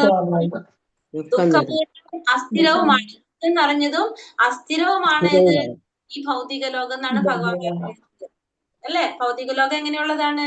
ദുഃഖം നിറഞ്ഞതാണ്. ജനന മരണം ഓരോന്നും ആവർത്തിച്ച് ദുരിതങ്ങൾ നിറഞ്ഞതാണെന്നാണ് പറഞ്ഞത് അല്ലെ. പിന്നത്തെ വന്നിട്ട് ഏതാണ്? ഭഗവാന്റെ ലോകത്തിന്റെ പ്രത്യേകത എന്താ പറഞ്ഞത്? ഭഗവാന്റെ ധാമത്തിന്റെ പ്രത്യേകതകള് കൽപ്പവൃക്ഷം ഉണ്ട് അവിടെ, രവി പശു, അങ്ങനെ പരമധാമാണ് എന്റെ. അതെ, ഭഗവാന്റെ ധാമം എന്ന് പറഞ്ഞത് എങ്ങനെയുള്ളതാണ്? വേദാന്തിക അഭിക്തമെന്നും അവിക്തം. അക്ഷയമെന്നും എന്നാണ് വിശേഷിപ്പിക്കുന്നതും ശരി. അവിക്തം അക്ഷയം എന്ന് വിശേഷിപ്പിക്കുന്ന പരമമായ പ്രാപ്തി. പരമമായ ധാമമാണ് ഭഗവാന്റെ ധാമം എന്ന് പറയുന്നത്. അവ്യക്തമെന്നും അക്ഷയമെന്നും വിശേഷിപ്പിക്കുന്ന അല്ലെ. അവിടേക്ക് ചെന്ന് കഴിഞ്ഞാൽ എന്തില്ല, മടങ്ങി വരേണ്ടതായിട്ട് വരുന്നില്ല ഇല്ലാത്തതാണ് എന്നുള്ളതാണ് ഭഗവാന്റെ ധാമത്തിന്റെ പ്രത്യേകത. പിന്നെ ഗോപീചന്ദനം ധരിക്കുന്നതിന്റെ പ്രത്യേകതകൾ എന്തൊക്കെയാണ്? നമ്മളെ സമീപിക്കില്ല. ഭൂതപ്രേത പിശാച് നമ്മളെ ബാധിക്കില്ല. പിന്നെ ബന്ധനങ്ങളിൽ നിന്ന് ഫലം ലഭിക്കും. പിന്നെ ഗംഗാനദി സ്നാനം ചെയ്തതിന്റെ ഫലം ലഭിക്കും. ലഭിക്കും. 1000 അശ്വമേധ യജ്ഞങ്ങളുടെ ഫലം യമരാജം വരില്ല. പിന്നെ ഭൂതപ്രേത പിശാചുക്കളൊന്നും നമ്മളെ അല്ലേ. ഇതൊക്കെയാണ് നമുക്ക് ഗോപീചന്ദനം ധരിക്കുന്നതിന്റെ ഗുണങ്ങൾ. ശ്ലോകം 8:28 എന്താ പറഞ്ഞത്? ലാസ്റ്റ് ശ്ലോകത്തിൽ 8:28 എന്താ പറഞ്ഞത്? നമുക്ക് ഭക്തിമാർഗം സ്വീകരിച്ച ആൾക്ക് വേദപഠനം, യജ്ഞാചരണം, ദാനം, കാമ്യകർമ്മം ഒന്നും ചെയ്തില്ലെങ്കിലും ലഭിക്കും. ഭക്തിയുത സേവനം ചെയ്താൽ മതി. ഈ പറഞ്ഞ എല്ലാ കാര്യങ്ങളും ചെയ്യുന്നതിന്റെ ഗുണങ്ങള് അവർക്ക് ലഭിക്കുന്നു പറഞ്ഞത്. ഈ അധ്യായത്തിന്റെ പേരെന്തായിരുന്നു? ഓർമ്മയുണ്ടോ? പരമപദ പ്രാപ്തി. 7 മുതൽ 12 വരെയുള്ള അധ്യായത്തിന്റെ നമ്മൾ ഏത് യോഗത്തിലാ പറയണത്?